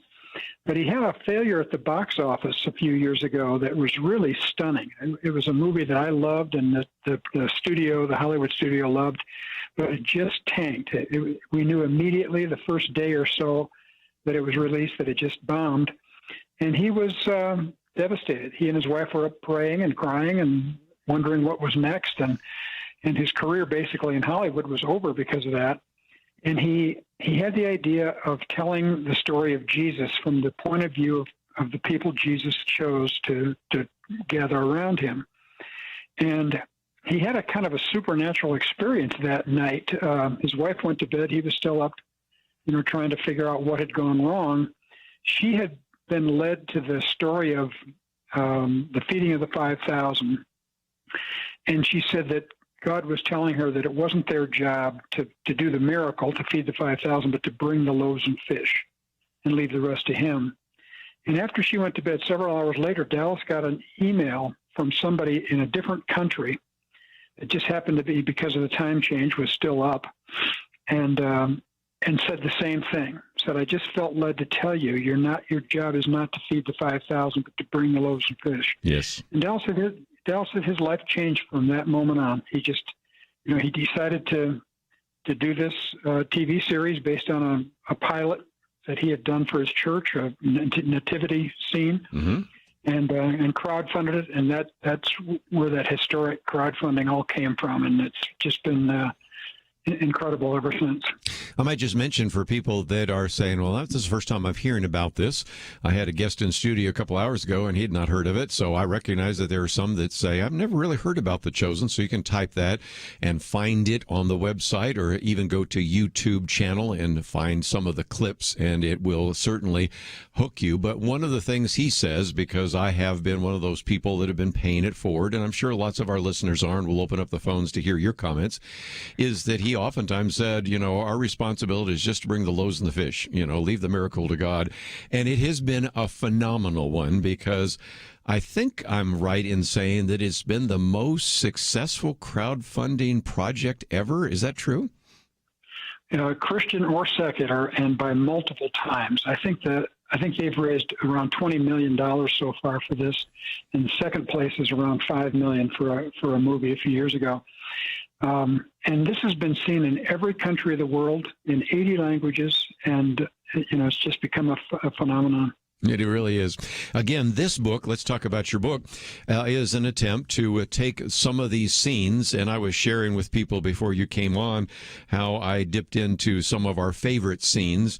And it is, of course, one thing to watch it on the screen. It's another to have Jerry Jenkins add a little bit of context to it. This is more than just the script.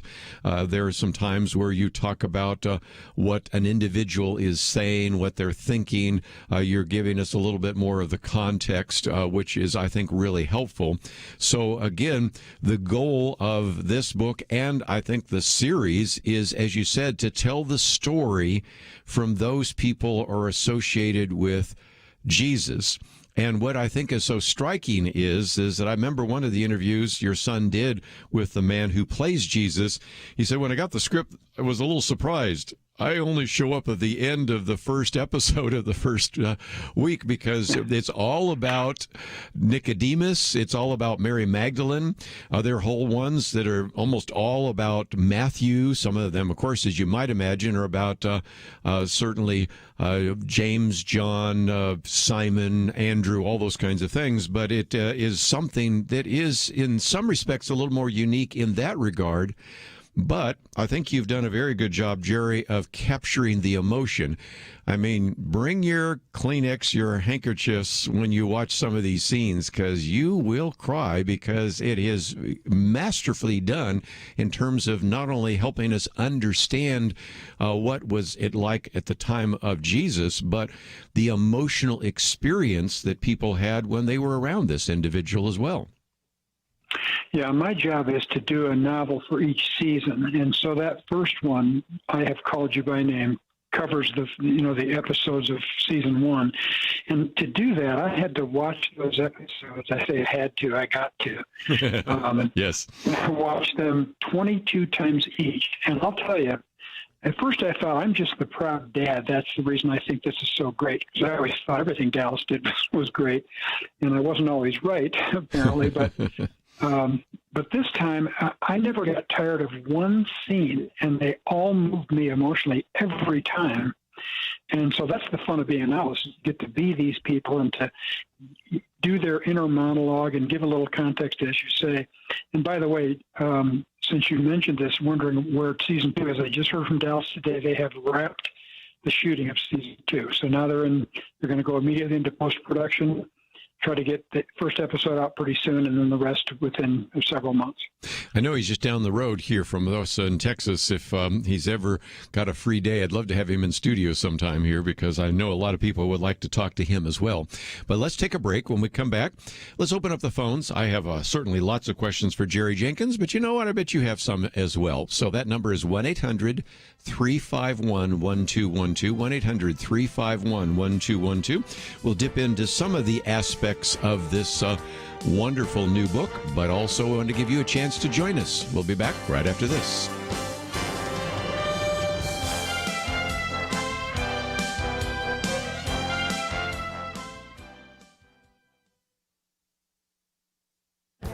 This is Viewpoints with Kerby Anderson. When a liberal who is a former Democratic advisor warns that the nation is headed towards a totalitarian state, we need to pay attention. Naomi Wolf has served as an advisor to the Bill Clinton re-election campaign in 1996 and recently voted for Joe Biden, a decision she is starting to regret. She has been posting warnings on Twitter for months, but she reached a larger audience of conservatives when she appeared on Tucker Carlson tonight. She told the host that this is not a partisan thing. In fact, she said it transcends everything you and I might disagree or agree on. That should bring together left and right to protect our Constitution. She went on to describe the impact the lockdowns have had. The state has now crushed businesses, kept us from gathering in free assembly to worship as the First Amendment provides, is invading our bodies, which is a violation of the Fourth Amendment, restricting movement, fining us in New York State. She added that the violations go on and on. Naomi Wolf has been a student of totalitarian regimes and wrote a book years ago outlining the 10 steps that would-be tyrants always take when they want to close down a democracy. She explained that the trend is always the same. Whether they're on the left or the right, they do the same 10 things. And she added that she never expected to see this happening in America in her lifetime. Perhaps the most ominous statement was her belief that America has now arrived at step number 10. That would be the suspension of the rule of law.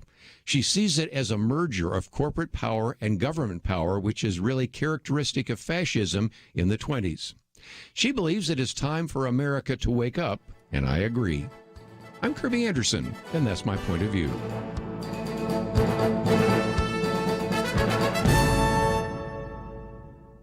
Go deeper on topics like you hear on Viewpoints by visiting pointofview.net. Pointofview.net.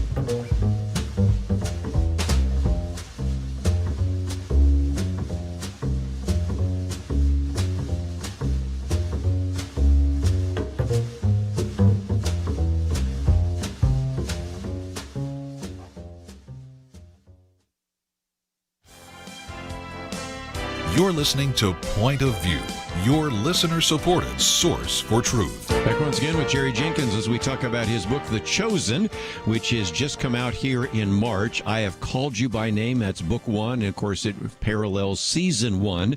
And if you thought that the visual was certainly emotionally gripping, imagine in the hands of such a master storyteller, Jerry Jenkins, how that is so significant.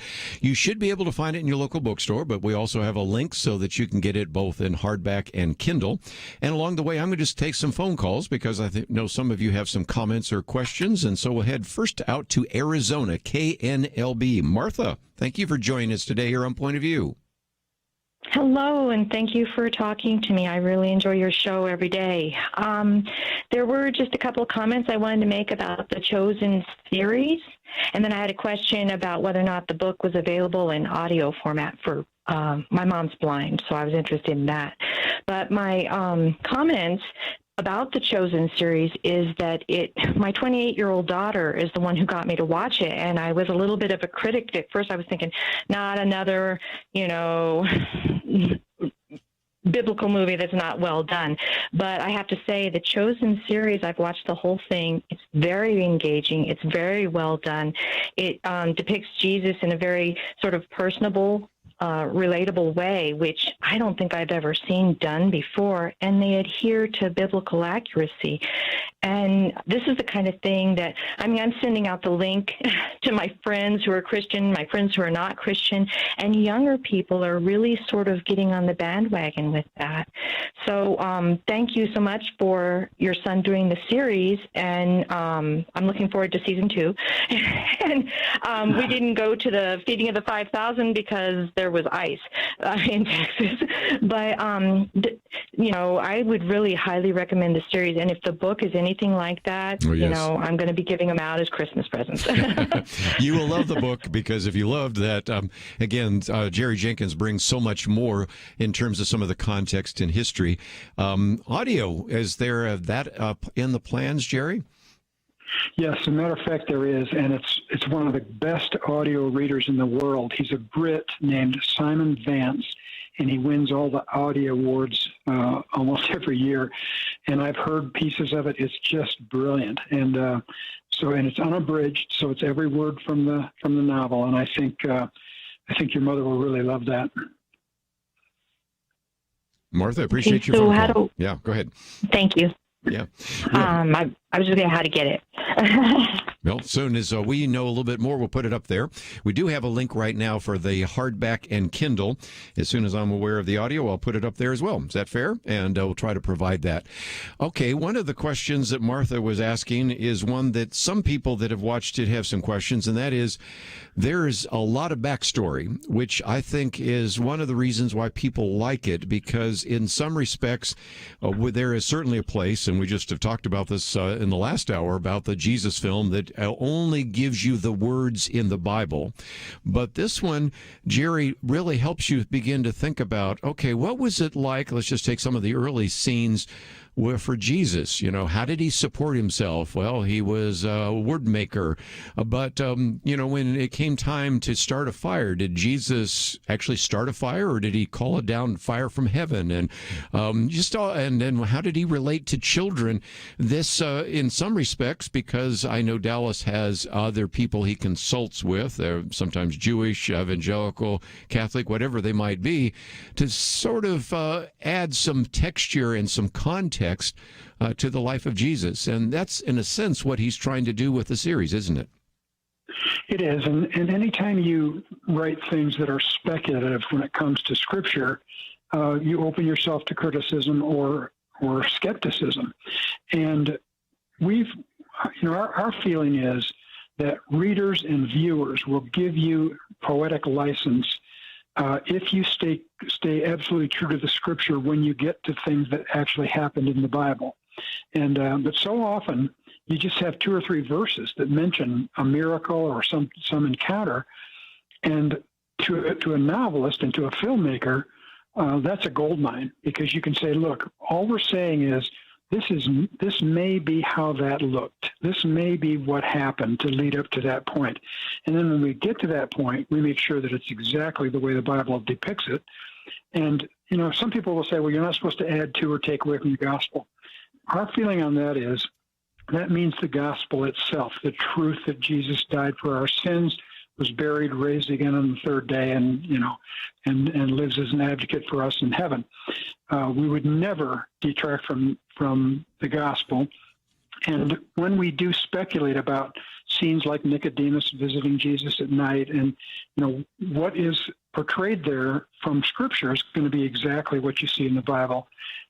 What leads to that point, we're speculating. We're saying this may be how it appeared. And so far, people have been very generous in saying that really helps bring it to light for me. And again, the focus here is why it's called The Chosen, because in some respects it helps you understand those individuals that follow Jesus. If you see it in a 1 hour, even a 2 hour film, by definition, and you know this only so well having written fictional books, the various disciples, they only get to say 1 or 2 sentences, maybe Peter gets the most, and so they become almost like stick figures. But when you have them sitting around the table Bible, for example, having a Seder, or when you have them interacting with each other as they're walking down the road, you all of a sudden say, these really were real people. These really were fishermen, and this is what it was like to be a fisherman every day. This is what it was really like to be Matthew, a tax collector, and to face the ridicule and the scorn of individuals that were Jewish around those into people. And in some respects, people say, I'm going to really hate to when this comes to an end, because you are so much more emotionally invested in these disciples than you were before, that when they see Jesus die, or when they are being rebuked by Jesus or whatever, I mean, you feel it much more than when they were just sort of individuals around the story of Jesus, because it really focuses on their own humanity and their own foibles, and the fact that they were really, in some ways, very much like people like ourselves. They really were, and that's really was Dallas's goal from the beginning, to make these people accessible, because we see them as saints. We see them on pedestals. We see statues. We see paintings, and we have these people so elevated that we can't identify with them, and especially Jesus, because we know he was perfect. And even in this, it's a little hard to identify with Jesus because he's perfect, but I think Dallas has done a great job of making him also 100% human too, because he has a sense of humor. He dances at a wedding. He teases his friends. He interacts. He can become irritated with them and say so, and that type of thing.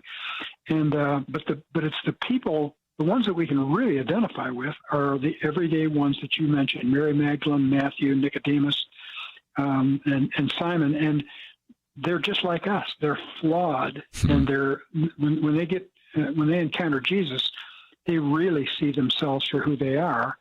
And I just love it. I'm looking forward to season 2 as much as anybody else is. Let's see if we can take another phone call real quickly. In Texas, KAVX. BJ, what would you like to add to our conversation? Just like the previous caller, I was very hesitant to watch this because it just so disappointing to watch something that's supposed to be biblically based, and it turns out not to be. But this just really caught my attention.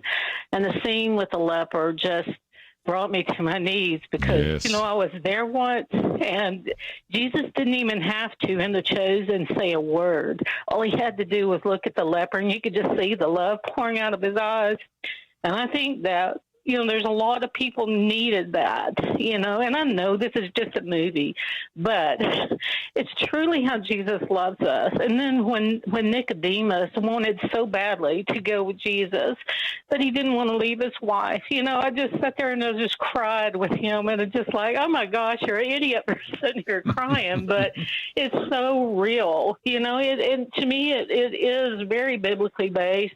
And I love the fact that Dallas caught Peter's overly motherly characteristic that he has with Jesus, because Peter just feels like he's got to protect Jesus, and really and truly he doesn't. It's vice versa. But he caught that character in Peter, and I just love that. And I sit there and I laugh about it. I've watched it several times, and I've bought some discs to give away and all of our CDs to give away. But it's just that scene with the leper just touched me like no other, I think, because, not just I, but there's a lot of people that have been there and like, Jesus, don't turn away. And he doesn't, he just truly doesn't. We need to take a break. Thank you guys for that. I appreciate that. We need to take a break, but when we come back, I do want to get some comments from Jerry, because he's written that in the book about the healing of the leper, which added some context, but we do need to take a break. So when we come back, we'll continue our conversation about this new book, The Chosen. I Have Called You by Name. Jerry Jenkins with us. We'll be back right after these messages. Having civil conversations about important issues seems to be harder and harder. Various media outlets tell people what they should believe, why they should be outraged, and getting people to actually think, well, it can be difficult. Whether it's the gospel, tax issues, social policy, or just about anything else, you need to have solid information and clear thinking to address the hard issues. You need God's truth applied. And that's what you get in less than 2 minutes with Point of View's Viewpoints Commentary, a daily resource to help you be informed and think through the things we need to be talking about. It is free and will arrive in your inbox each day when you visit pointofview.net/signup. Sometimes we know we should say something, but we're silent because we're not quite sure what to say. Viewpoints Commentary can help you break the silence and change the narrative. It can make you a more equipped agent for truth. Get your free subscription to the Viewpoints Commentary at pointofview.net/signup. pointofview.net/signup. Point of View will continue after this.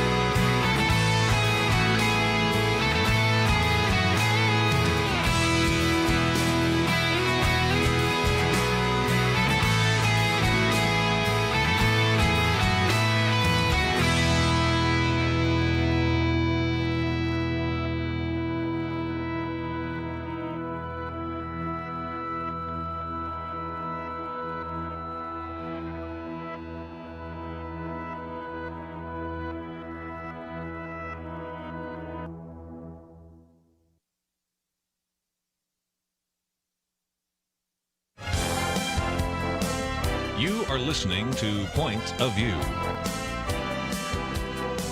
The opinions expressed on Point of View do not necessarily reflect the views of the management or staff of this station. And now, here again is Kerby Anderson. Continue our conversation today with Jerry Jenkins, New York Times best-selling author of this book, The Chosen, book 1 in the series, I Have Called You by Name. It is a novel based on season 1 of this critically acclaimed TV series. And if you'd like to join us, 1-800-351-1212. Perhaps some of you would like to share maybe one of your favorite scenes, or maybe the way in which you have used this to reach out to others, or maybe you are like a number of us that have decided to pay it forward so that others in other parts of the world can see it as well. But Jerry, just a minute ago, BJ talked about that scene with the leper. That is chapter 58 in your book. People might say 58. Well, yes, there's more than 80 chapters in your book. These are short, readable chapters. But here's a good example of where Dallas doesn't start with the leper. Instead, they're just walking along. They meet a woman who's picking flowers. And then he says, well, is that Egyptian? And she says, yes. And then he speaks in Egyptian. Everybody's shocked. And so then he tells, of course, the story of having lived in Bethlehem, but then living in Egypt. And then the leper shows up. And I think it's interesting as well, the connection between the miracles, because the leper says, you know, my sister was a servant at the wedding. Of course, that would be the wedding in Cana, in which he turns water into wine.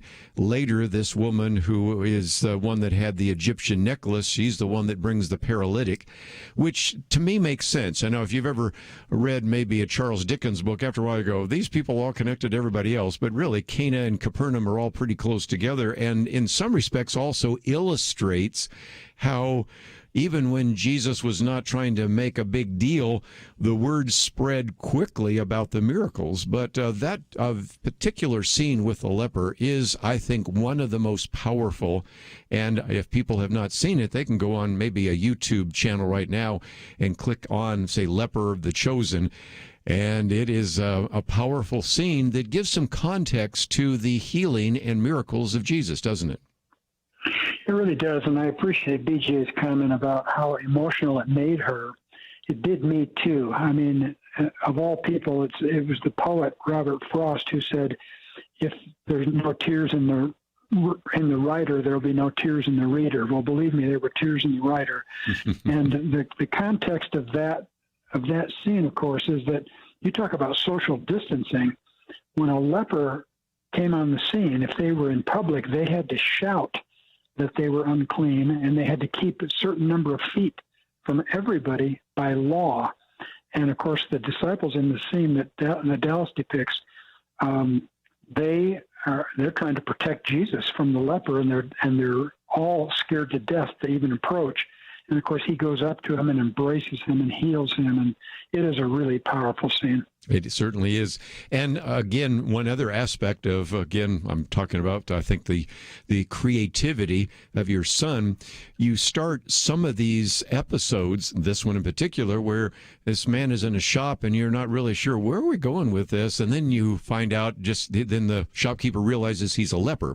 And there's others that start out with Moses, or they start out with where the well is. And there's a sense in which when it opens up, you sort of are really sure where we're going with this, because you're expecting to see Jesus, you're expecting to see a disciple, and at least half the time it has nothing to do with Jesus, but then there's a connection later on that actually fills out that, if you will, story arc. And as an author, you understand that only so well, and that's another, I think, very creative way in which that has been developed in the, of course, the TV series, but also, of course, in your book. That really made my job easier, because I really followed the framework of how Dallas and his co-writers put the thing together. I like that same aspect when they talked about the Shabbat dinner. It's one thing to try to inform people of what that was like, but in the series, and of course in the novel as well, we go all the way back thousands of years to when they were doing those Shabbat dinners after the actual Passover, and so it really does give some context. Let's see if we can take some more phone calls. If you'd like to join us, 1-800-351-1212. We'll go to Georgia this time. Brian, I think you want to talk about using the chosen to share the gospel. Yeah, I have a friend of mine who is Mormon, and I've been trying to have discussions with him and, just kind of bringing up different topics about, like, how basically we have two different Jesuses here, the Jesus of Christianity and the Jesus of Mormonism. And he confessed to me just a few days ago that he got a chance to start watching The Chosen. He goes, man, it is so good. It's so great. And he goes, it's such a different Jesus. And I'm like, oh, this is a perfect opportunity. It's biblically based. I can now start talking to him about the differences here and, Christ's atonement versus what the Mormons believe. And it's like, I'm just really excited about the tool that The Chosen can be. And how well it's made, too. My wife and I are in film, and just see some of the faith-based films out there that are coming out, and you're like, oh, my goodness, I can't stand this. But you watch The Chosen, and you're drawn in. Like you said, you want to see what's next. What's the next episode? Very good. Yeah, this is something that you don't have to be embarrassed to show your friends. I mean, so often we hear people say, well, for a Christian movie, it was okay, or for this or that. We just want to say this is either quality or it isn't. I mean, we're telling the truth, and it's biblical truth, but everybody else is trying to do that too. The key is to really, as we say, make these characters accessible so that people really understand what's going on.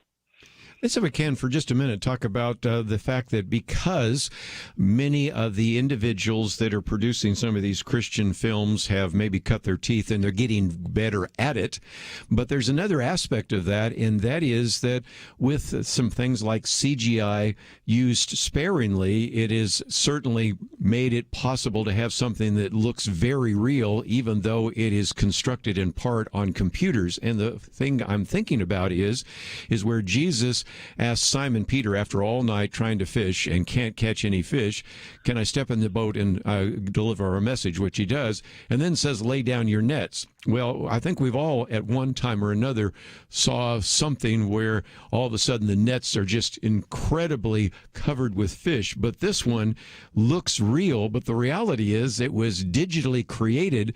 And so much so that even those of us that do computer work and know what to look for, I was fooled until I saw that Dallas actually used that. And first of all, it looks very real. Second of all, another thing we haven't really mentioned, it makes you laugh out loud because all of a sudden it nearly knocks everybody into the water. You see Jesus even smiling. And there's another aspect of the gospel and the story message that surfaces simply because of that very poignant scene, don't you think? Yeah, and that's one of my favorite behind-the-scenes videos, too. It's about 9 minutes, and it's worth people Googling and finding this. Dallas calls it the miracle of the fish, because, as he says, they got right up to the point where they were supposed to shoot this scene, and they didn't have any fish. And so they had to do this with CGI, and nobody could figure out how to do it until the night before they were to shoot it. It came to the specialist who's brilliant in that. And I'm telling you, if you can tell that that's phony, you're a better man than I am, because it just looks like hundreds of fish jumping all over these characters. And I love to hear the story of how it came together, and the whole cast and crew were just stunned by it too. Well, again, it adds a lot of humanity to that. It also, of course, then leads to Peter just saying, I'm a sinful man, depart from me, make you a fisher of men, and then even some other things afterwards. There are some places in this early season where you have people smiling, laughing out loud. And again, that's important because, after all, Jesus is sometimes, unfortunately portrayed, Jerry, as you well know, is this kind of stoic, distant individual who's bringing down judgment and always interacting and challenging the Pharisees. And so that part of humanity, which must have existed with Jesus, actually is very well portrayed in the season, isn't it?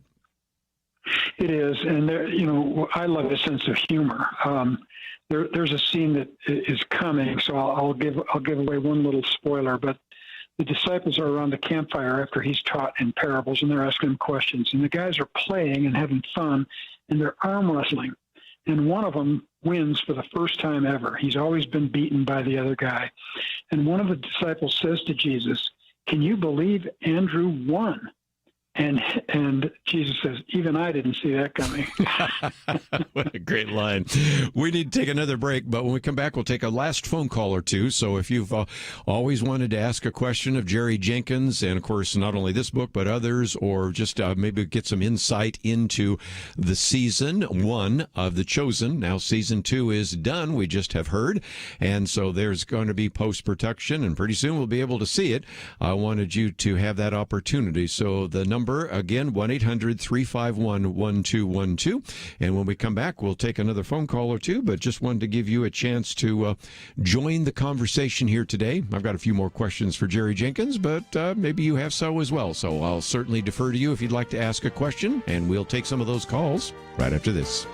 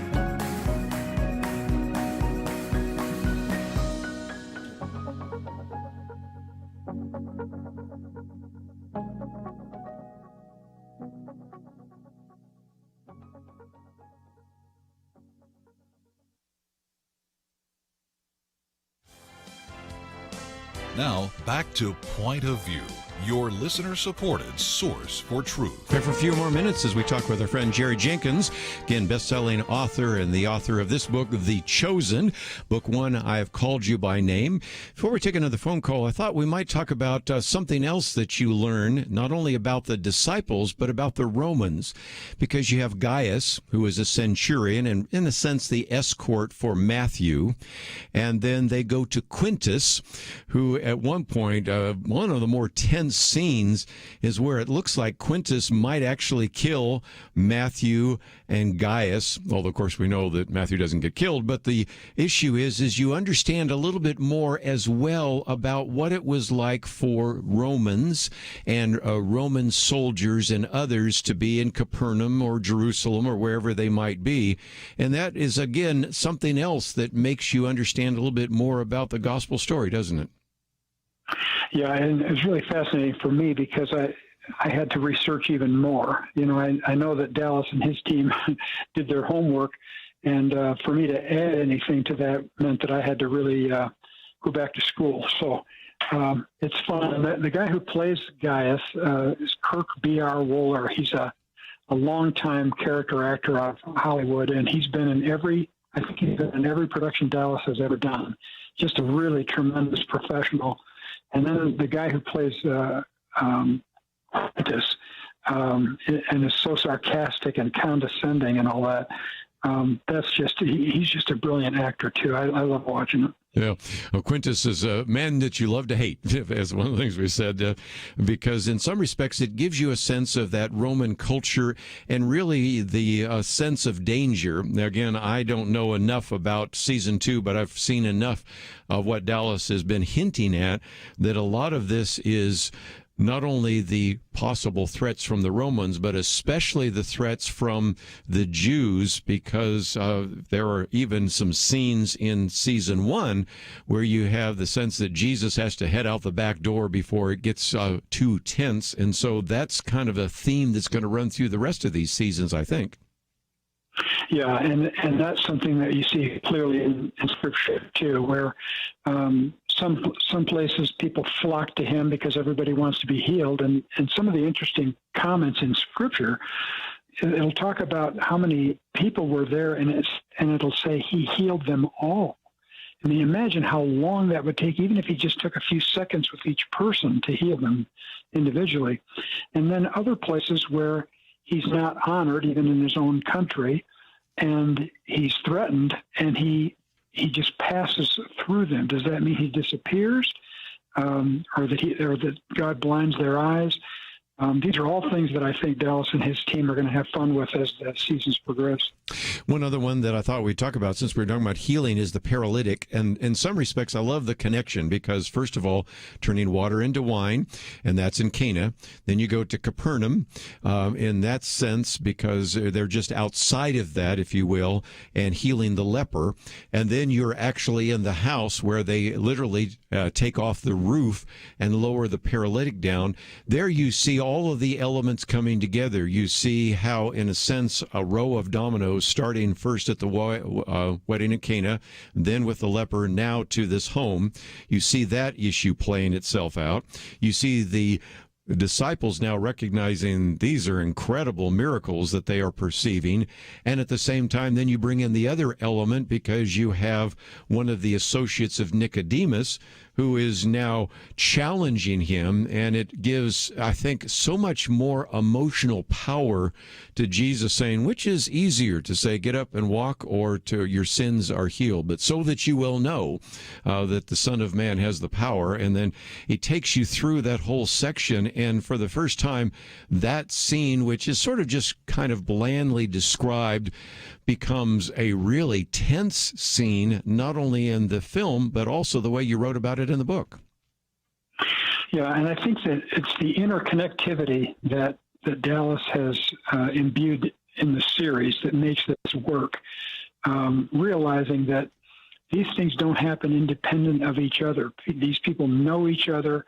Now, we're not sure that one of the friends of the paralytic was the Egyptian woman, or that she saw the healing of the leper, that type of thing. Those are speculative, but they work in this context. And that's one of the things Dallas said from the beginning was, yeah, you can do a 1.5 or 2 hour movie about Jesus, but you're going to wind up synopsizing the Gospels and only hit the high points and not really get to know anybody. But he said this ability to really study characters, and especially characters that readers and viewers can identify with, over a span of 7 seasons like this and 7 episodes per season. That's what makes it work, I think, and it makes you really identify with the people that are involved. Well, again, I want to thank you for writing the book. And again, as I read through this, I'll tell other people, since I've had a chance to read the book, that some of those emotions that you had when you watched the television series surface once again, but you provide some layers, some context, some perspective in that, which sometimes helped me understand a little bit more of what I'd actually seen on television. And again, it is just out. Broad Street Publishers and Focus on the Family have joined together in what is called The Chosen. Book 1, I Have Called You by Name, and it's a novel based on season 1 of this critically acclaimed TV series. And Jerry Jenkins, as always, you've done such a masterful job of writing it, and it is always fun to see a father-son team getting together to produce such a great ministry here in the body of Christ. And so thank you for joining us today here on Point of View. Well, thanks so much, Kerby. It's always great to be with you. Let me just mention that there are all sorts of endorsements of this book as well. So when you get it, you will find that there are a number of people that speak to this issue. And, of course, this is all tied into Jenkins Entertainment, which we talked about earlier. And it really just tells these incredible stories of what it was like. You know, what would it really be like to encounter Jesus face to face? And I think Dallas Jenkins had a wise idea of saying, many times these individuals become sort of one-dimensional characters, and now they have strengths, they have weaknesses, they have foibles, they have fears, they have joy. You can really begin to understand that, and also then understand the impact, the profound impact Jesus had in their lives as they choose to follow him, and what the cost was to follow him, which is going to be even more significant as the seasons unfold. So if nothing else, I think that if you haven't been a student of The Chosen, let me encourage you maybe to check it out. Of course, you can use a Google search probably just to type The Chosen, and that will certainly help you find that. There are a number of clips from the television series, which you can find at YouTube, and that will, I think, hook you. And then, of course, what you can do is actually download those and watch them on your film, on your phone or on your computer or whatever it might be. You can get the DVD series, which I've done. And, of course, most importantly, I hope that you might think about paying it forward, because you get a chance to watch it for free. But then if you make some donations, and I've done this a number of times now, then it will be made available to others, and then they let you see some of the people, not only in this country, but in other countries that have been able to watch The Chosen. So I think it's just a great way to take some of the material that we talk about so often here on Point of View and to expand it. And if you find yourself saying, well, I saw that particular scene, but didn't understand all of it, that's why I would commend to you the book by Jerry Jenkins, because it gives you even a little more context and understanding of what you've had a chance to see there on the screen. That's all we have for today. I hope you appreciated the conversation on The Chosen. I hope you appreciate Jerry Jenkins and the work that he has done, and the work of his son Dallas Jenkins has done in The Chosen. Season 1 is out. Season 2 is wrapped, and soon I think some of us will get a chance to see it. I want to thank Doug as an engineer stepping in today. Also for Steve, have a great day. We will see you back here tomorrow on Point of View. Sometimes I think about seeds. You ever stop to consider that some seeds become entire trees, and some trees grow up and produce fruit? Other seeds become flowers or vines that bring us vegetables or berries. And some trees don't have fruit, but they're just pretty, especially in some parts of the country when it comes to the fall colors. Yes, sometimes my mind goes off like that. And I also think about such things when it comes to the seeds that so many have planted in the quest to impact our nation through Point of View Radio. You may think that your gift is a small thing, but like a seed, it can grow to have an impact beyond your imagination. If you want to see beauty again in America, consider planting a seed today and making a difference by joining the Point of View Truth Team. Get the details today, right now, by visiting pointofview.net/team or call us at 1-800-347-5151. Plant a seed for a great future. Cultivate truth. pointofview.net/team and 800-347-5151. Point of View is produced by Point of View Ministries.